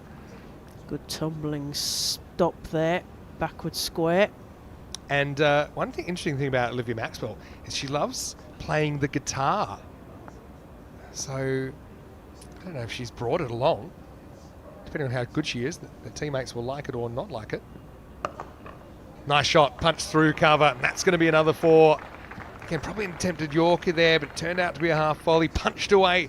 Maxwell with her second boundary for the over. Oh, that's a check drive there, but beautifully played across the ground. Are you very musical? No. I mean, I sang a bit at school, but then you got to a point where you could either play sport or you could be part of the choir. And I'm afraid the choir bit the dust at that point. One or the other, hey? I suppose I was a bit lucky at my school that I actually... Well, we had the cricket oval next to the music and arts centre, so I was able to go back and forth a little bit. It's flack with the comeback ball. Another one into the gap, another one to the boundary. Just giving too much width at the moment. And SCG unflapped. Continue on their march. Third boundary of the over. So do tell, you're musical, and are you? I grew up. I played piano mainly. I used to play trumpet, although I haven't played that in a while. But yeah, still, it's kind of one of those party tricks. You know, one of those unexpected things. Bit straighter this time. Around the corner to the 45. Leg by signal. That'll be the end of another over. Pretty good one for SCG with 15 off it, and it's 42 for 2 after 4. But yeah, I went through a time in the pandemic where I actually had, I think it was the 23-minute challenge. 23 is like my lucky number. So I had some of my followers request me to learn songs on the piano. I had 23 minutes to practice them, and I had to perform them. So I got some good ones in there. That's a great challenge. Yeah, had Frozen. I think Frozen from, or Let It Go from Frozen. Yeah. The theme from Friends was one of them. There were about 6 or 7. I mean, I was locked in the house for too long back then. But they're still stir crazy at all. Airports. A lot of airports these days have pianos. I think in London. Oh yeah. You know, so it's either spend an exorbitant amount of money on food and drink, or play the piano for half an hour. So often we'll choose the latter. There's one in Grand Central, New Street at Birmingham as well. People play. Well, I bet you can hold a tune. So maybe later on we'll team up. We'll do a double act. Okay, time for something a little bit different, and we're going to get some spin for the first time. Over number 5, Saskia Hawley starts well. So you must have like a karaoke go-to if you had to. I'm sorry to say that I probably haven't. Well, Bold sneaks this one through. 2 dots to start the over, and a little bit of a mini comeback here for MCC. Right, I'll test you on that later then. Mentions of the word karaoke made me probably running screaming to the room. I can see you belting out Wonderwall. Maybe 11 p.m. at a reasonable hour. You're more likely to get me to sing a standard sort of Ella Fitzgerald, not just that style, but those kind of standards. Well, I suppose the first 2 balls of this innings, the MCC would have been saying "at last," because not so much has gone their way so far this afternoon. Hawley 4 dots to start her over. Here in the summertime, that kind of thing. That's a good one as well. This is where I normally pivot to the audience and say, let us know, what's your favourite karaoke song? And let me tell you, there are some shockers. There's no bad performers, only bad audiences. Last ball of the 5th. Hawley's done well to bring it back here. So the move to spin works. Just a single off the over and 5 overs in. SCG 43 for 2. Heading towards that magic potential milestone of 50 here. Well, the SCG. They made the morning's game look pretty simple, and the MCC have managed to make it a bit more of a fair balance, taking those 2 wickets in the first 2 balls with catches. So 5 overs down. Last over of the power play coming up. And yeah, a bit of respite for the MCC. Yeah, I'm going to leave you in the capable hands of Vinny Sandhu, and the next voice you will hear will be Kevin Hand. Well, I'm kind of happy that MCC picked up those first couple of wickets, because it was looking like maybe that would have been Claire's last commentary of the day, if not. They did take 11 overs to chase down a similar target in the last game, as they will stick with spin. And we're going to see Chloe Allison for the first time coming on with a leg spin.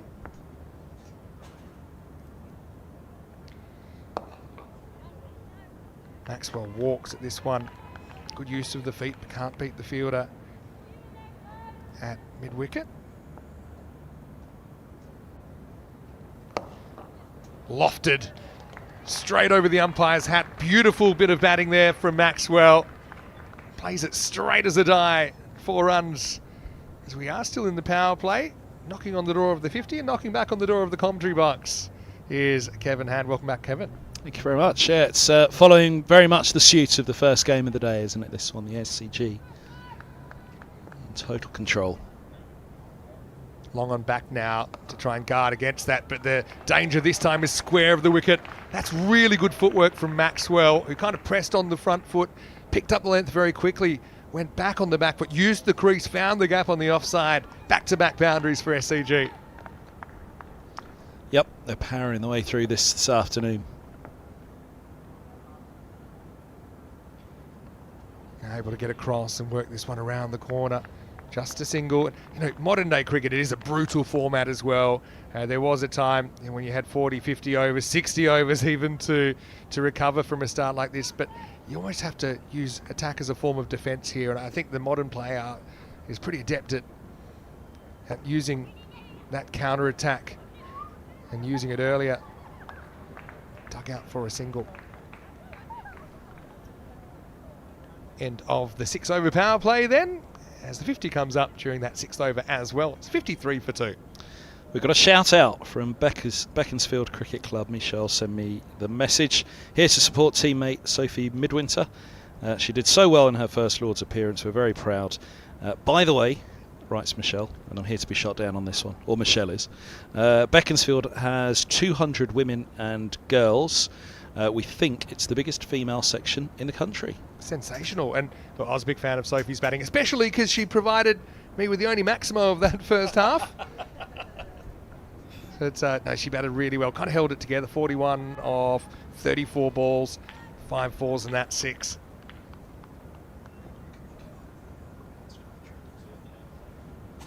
Back to Hawley. Only went for 1 off the last over. End of the power play, so you get 2 extra outfielders now, up to 4 outfielders allowed in women's T20 cricket. Of course, the men do get the benefit of 1 extra outfielder. Something that, you know, that's a rule I can see changing to come in line with the men, just with some of the power that the women are playing with.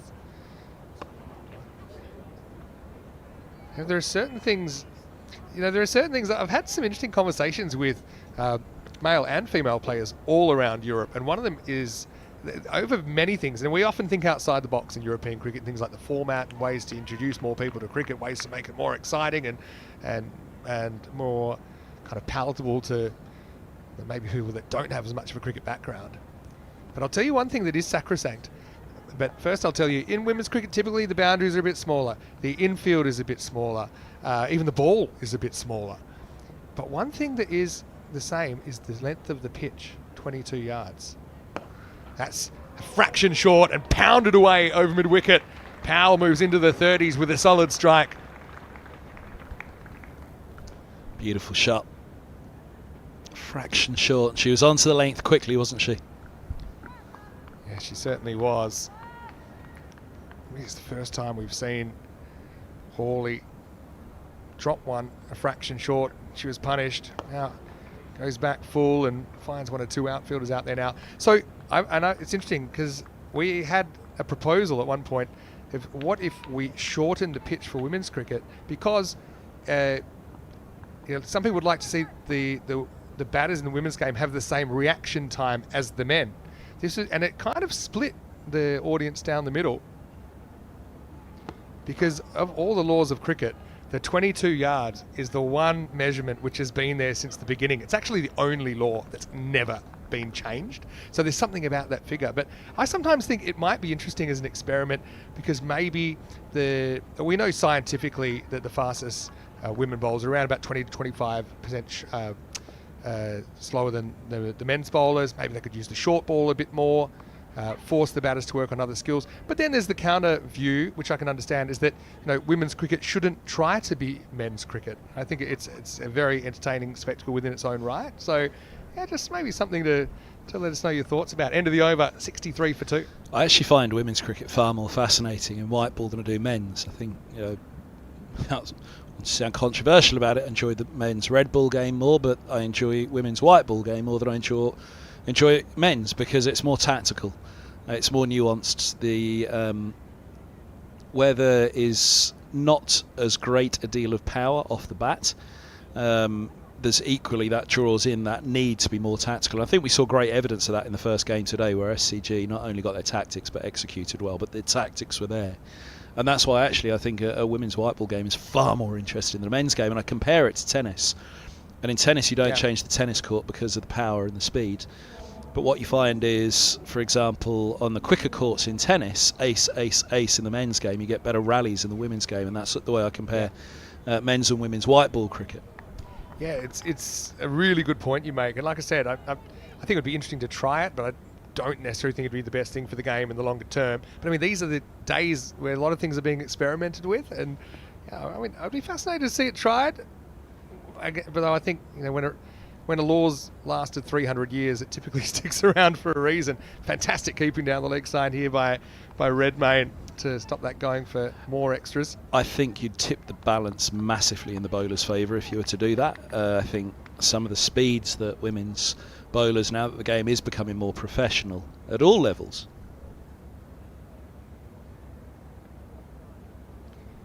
Loses this one down the leg side, and that's going to run down the hill for 4 as Powell keeps on keeping on. 4 more to the SCG 11. Yeah, it's interesting because there are sports where, like you said, tennis, really good point, where the dimensions stay the same. Sports like golf will make adjustments. Cricket kind of sits somewhere in the middle. So just kind of scientifically, I find it quite fascinating. And look, we're having these debates because women's sport has come to the forefront in the last generation. That's going to be tough for the keeper. A long way down the leg side, and again, that'll run down the hill. Because it's a long boundary, it won't go all the way, but they'll get 2 extras plus the wide. That'll be 3 free runs. The SCG probably don't need the charity at the moment. There's nothing wrong with debate, and I understand the debate or the theory. Could this have an effect? But I think it would only be a negative effect, and I don't think it's needed. Fraction short. She's going to take on that long boundary this time. Couple of bounces and across the line. Beautiful strike by Powell. Doesn't spend too long in the 30s already. She's 42 of just 22 balls. That's a great shot, and there's a good example of the power that's possible from batters. But yeah, I mean, like all sports, every sport around the world, players are getting quicker, they're getting faster, they're getting stronger because of modern science. Yeah. Nutrition, training, players' own commitment to the game. It's changed considerably. Professionalism, it's science, but also, the fact that there are incentives to make this more than a pastime for more cricketers around the world. In the men's and women's game, there's more professional opportunities than ever with the expansion of franchise cricket around the world. Amelia Kite with the comeback ball. Pitches up, good comeback that time. But yeah, it actually came from, in European cricket, I guess we have a lot of, the women's game, we have a lot of people who haven't played too much cricket at all. So I suppose it came up because, just like anyone learning the game, maybe it's tough to go off that full length straight away. And then also things like the ability to try for more 2s and maybe, I suppose, challenge the fielders a bit more. I mean, I don't mind these suggestions as long as they're coming from a place of trying to improve the overall, I suppose, quality of the cricket and the skills of the cricket and challenging the cricketers. But I agree with you. I think the 22 yards is here to stay. Here's Kite. Yeah, I think two things on that. One, finally, on that note, is that if you make the pitches shorter, even in the men's game, Middlesex men, for example, are pushed to outgrounds a lot. Radlett, Merchant Taylor's School, any outground around the country, the surface clearly is not going to be of as good a quality. Once again, jumps across, up in the air, won't quite carry out to the fielder. I love the way Powell is quick to jump on that short ball, get her back foot back and across and open up that leg side. She's playing that ball right under her eyes, which is real key to that horizontal bat shot. And if the pitch isn't of good a quality, it's shorter, and you do have an express pace bowler, then danger comes into it. So I honestly don't think, I understand that things are discussed.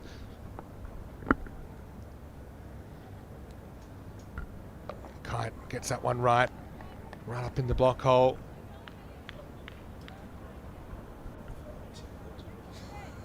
Well, I think in the end, I think any discussion's healthy when it comes from a good place of people caring about the game. And, you know, I often say this because people have different opinions. Obviously, we've got thousands, sometimes millions of viewers on our European cricket channel. Beautifully clipped away. This won't go for 4, but they should pick up a pretty comfortable 2. Nicely worked off the pads. That'll be the end of the over as SCG close in 80 for 2 after 8. But what I often say this, it would be a pretty dull world if we all agreed. Yeah, absolutely. No, absolutely. The other point would be in men's T20, if you play on a poor surface, there aren't as many 4s and 6s. You do go away from the game feeling a little bit cheated, because unfortunately from a bowler's perspective, T20 is mainly about the spectacle of hitting 4s and 6s. That's not the case in women's cricket. As I said, it's a stark contrast that actually you will find the tactics, ball by ball, over by over, are far more considered in women's cricket, where there's just that sheer power in the men's game that almost takes the ground, the dimensions, the tactics, the execution of the bowler. It's almost taken out of the game by the sheer hitting power. And that is true. I suppose I've a different experience in the men's game with it not being professional in Europe, in that, you know, a lot of those games are a lot more tactical. I mean, we see lots of teams getting bowled out within their 20 overs. The bowlers, I suppose, seem to be able to tie batters down a bit more than you would see at the top level professional game. So, yeah, I mean, we used to think 20 overs was an incredibly short game. But for us, we have so much 10-over cricket that, you know, for us it actually seems a bit longer form. One thing I often say is there's nothing to be scared of with different forms of the game. So I know there's a lot of chat here about the 100. Obviously T20's come in over the last couple of decades. People said that 60-over cricket was the death of cricket back when when that came in. So there's always a little bit of, you know, Armageddon about when something new happens. But I always think there's kind of a Darwinian element to it. And whatever is popular will survive, and other things won't work and they'll kind of die out. So I don't think there's necessarily there's need to be scared, because this game is in pretty good shape right now. Midwinter trying to break through for her fan club, and she almost does here. That seemed like it came off the inside edge, and in fact it came off just the keeper beating the inside edge. They'll get through for a bye. Last one on it as it occurs to me, just thinking it all through, because it is a debate, it is something, or a conversation, it is something that's been suggested.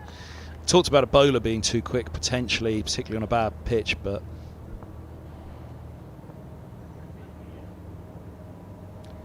seam movement coming in again for Midwinter. But equally, if you play in a game where you've got an absolutely gun batter who's of not only incredible talent but incredible power, timing, sees the ball early on a shorter surface, and a bowler bowls it, it could be hit back at a rate that you are just not going to be able to react, and it could become very dangerous.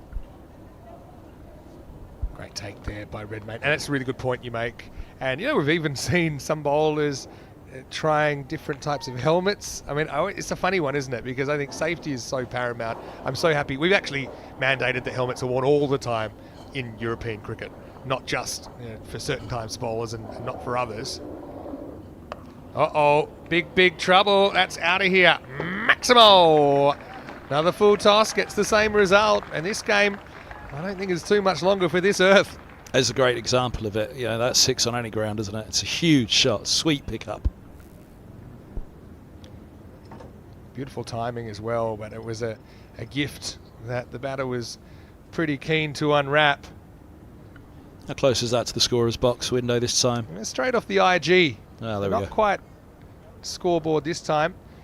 It's a bit of a race to 50 between these two, although they're running out of runs at the moment. There's only 13 to get, so it might be a bit tough for Maxwell. 3 sixes will do it for it. But, well, last ball of the 9th.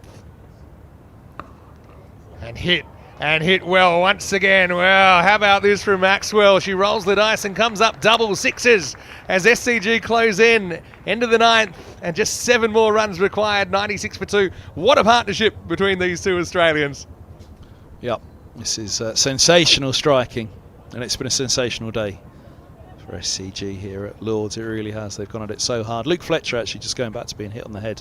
Luke Fletcher, I think, was one of the first, wasn't he, in T20 cricket that had a ball slam back right onto the temple. It was horrible. And I think he wore some sort of protection thereafter, didn't he, in T20? It's one of those things that, modern times, different ages, I suppose. But, I wouldn't have imagined Joel Garner, running in with a helmet on. But, I mean, coming in these days, the bats are bigger, the balls are flying faster than ever. Umpires are using more protection, which makes sense, whether it be the kind of the helmet or the robo shield or whatever it is, or protection under their clothing.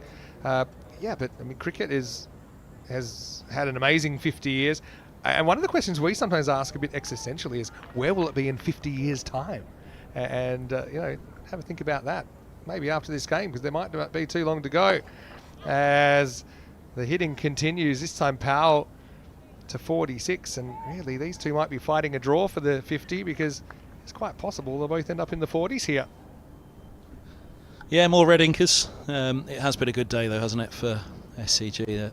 None of them will ever forget this day at Lord's. Megan Woodward getting her opportunity, would love to snaffle a late wicket, but this one isn't going to be a wicket. Maxwell moves to 44, beautifully executed, traditional sweep there to one of the longest boundaries on the ground, but aided by the slope. It's another 4, and that brings SCG within reach of back-to-back victories. It would take their record on this tour to 7-1. Yeah, it's been a wonderful, wonderful tour for them, a wonderful day here at Lord's. Just 2 to win then, and Maxwell, well, I'll tell you, my day would end pretty happily, as would hers, if she was able to smack a Maximo here, bring up the 50, bring up the win. You get to call the winning runs. Maybe a monster hit over the long boundary just to boss this, but for Woodward, she's got her opportunity as well. They bring up the mid-wicket. This is going, it's gone! Maximo! Game set Maximo, as Maxwell answers the call over the longest boundary on the ground. She clears it, 50 of 28 balls, and it brings up the win as well for SCG. Back-to-back victories, 6 4s and 3 6s as they belt this 103 within 9.5 overs. What an incredible performance that was from SCG, who were just far too good on the day. Fitting as well that it was hit to the biggest boundary of the day, which a statement, I think, of just how far exactly, as we were discussing, how far the women's game's come in cricket. It was a huge shot over the deep mid-wicket boundary, a real sweet pick-up and a sweet day in the sun here at Lord's for SCG. A resounding victory in both games, 8-wicket margin for both games. Yeah, very similar as well. With 9.4 overs in that chase, 11 overs in the earlier chase. MCC, I mean, they're known for their sportsmanship as well, and the fact that they will always play the game in the right spirit. And MCC, of course, first to congratulate the batters at the crease, who, let's be honest, came in the toughest possible situation. 0 for 2 after 2 balls, but that partnership 107 as Maxwell reaches the 50 in a highlight that I'm sure that she will carry around for the rest of her days on this earth. Yeah, absolutely. I mean, I think all of them today, they've just played so well, and I'm sure that will have probably been this morning one of the things that the coach would have said, the captain would have said, look, go out and do yourself proud today, because this will be a memory you'll carry with you for your life. And I'm sure it meant an awful lot to SCG to be playing in these back-to-back games, and they did power well ahead of below strength Middlesex women's side and the MCC, having Saskia Hawley stepping across as well. But undoubtedly, look, it's about the day, it's about the cricket, it's about women's cricket, it's about the women's sport today. But for SCG, I'm sure their mantra this morning would have been, go and make yourself a memory today. Make sure you don't walk away from today feeling you've let yourself down or left anything behind, and they certainly haven't done that. And they've made those dreams come true for more than just 11 players out there. I mean, they used 19 different players over the 2 games. They were throwing the ball around, 8 bowlers used in that first game. And then even in the second game, again, they threw the ball around. They used 6 bowlers. And I suppose, with the bats, you have to feel for, a couple of the players that did go without scoring, and I suppose they'll be hoping they do get another opportunity at some point to come back here and to come back to the home of cricket and to perform. But in the end, it's a team sport, and SCG, the better team in both games today. Well, it's almost one of the worst sports, isn't it, cricket, for failure. You know, you've got to accept that you're going to fail, and you've got to accept that your failure is part of a team's success sometimes. 11 have to turn up, 11 can't succeed. It doesn't happen, you know. All right, there might be a day where there's a dominant performance with the bat, but even still there's somebody that got one. And that's something you have to accept, and I'm sure even those that didn't get the 50s and the 5s today, they'll accept that they were part of a team that produced two sensational performances. And that is the toughest part of cricket, everything we've discussed to say. It's the fact that you have to accept more often than not in cricket, you're going to fail. As a batter. That is true. But look, let's be honest, in all of the facets today, we saw quality, didn't we? We saw fast bowlers getting it to nip, using the conditions, using the slope. We saw spinners bowl with tactical nous, trying to protect that short boundary, trying to put the batters in uncomfortable situations. And the fielding, we've seen direct hit run outs, we've seen some brilliant running catches, we've seen some brilliant wicket keeping as well. So really, it was a fantastic exhibition of women's cricket. Look, I just want to say on my behalf, a big thank you to MCC for inviting me here to commentate today as a special guest. I've absolutely loved my day, and I've got to say a big thank you to you. You've been absolutely class, Kevin and Claire as well, who's just off camera here. Really enjoyed. I've learnt so much today as well from what you've done behind the microphone, and well, hopefully it's not my last game at Lords, because I think I'm enjoying a little bit too much. I'm sure it won't be. Thanks very much to you as well for coming along, Vinny, today, and good luck with everything you're doing with European cricket. Part of the point today is the growth of the game, and that's what we're seeing everywhere, so well done with everything you're doing there as well. Right, that is it from the live stream. Thanks again, Claire, and to Vinny, and from myself, Kevin, and the stream team at the back, producer Danny and co.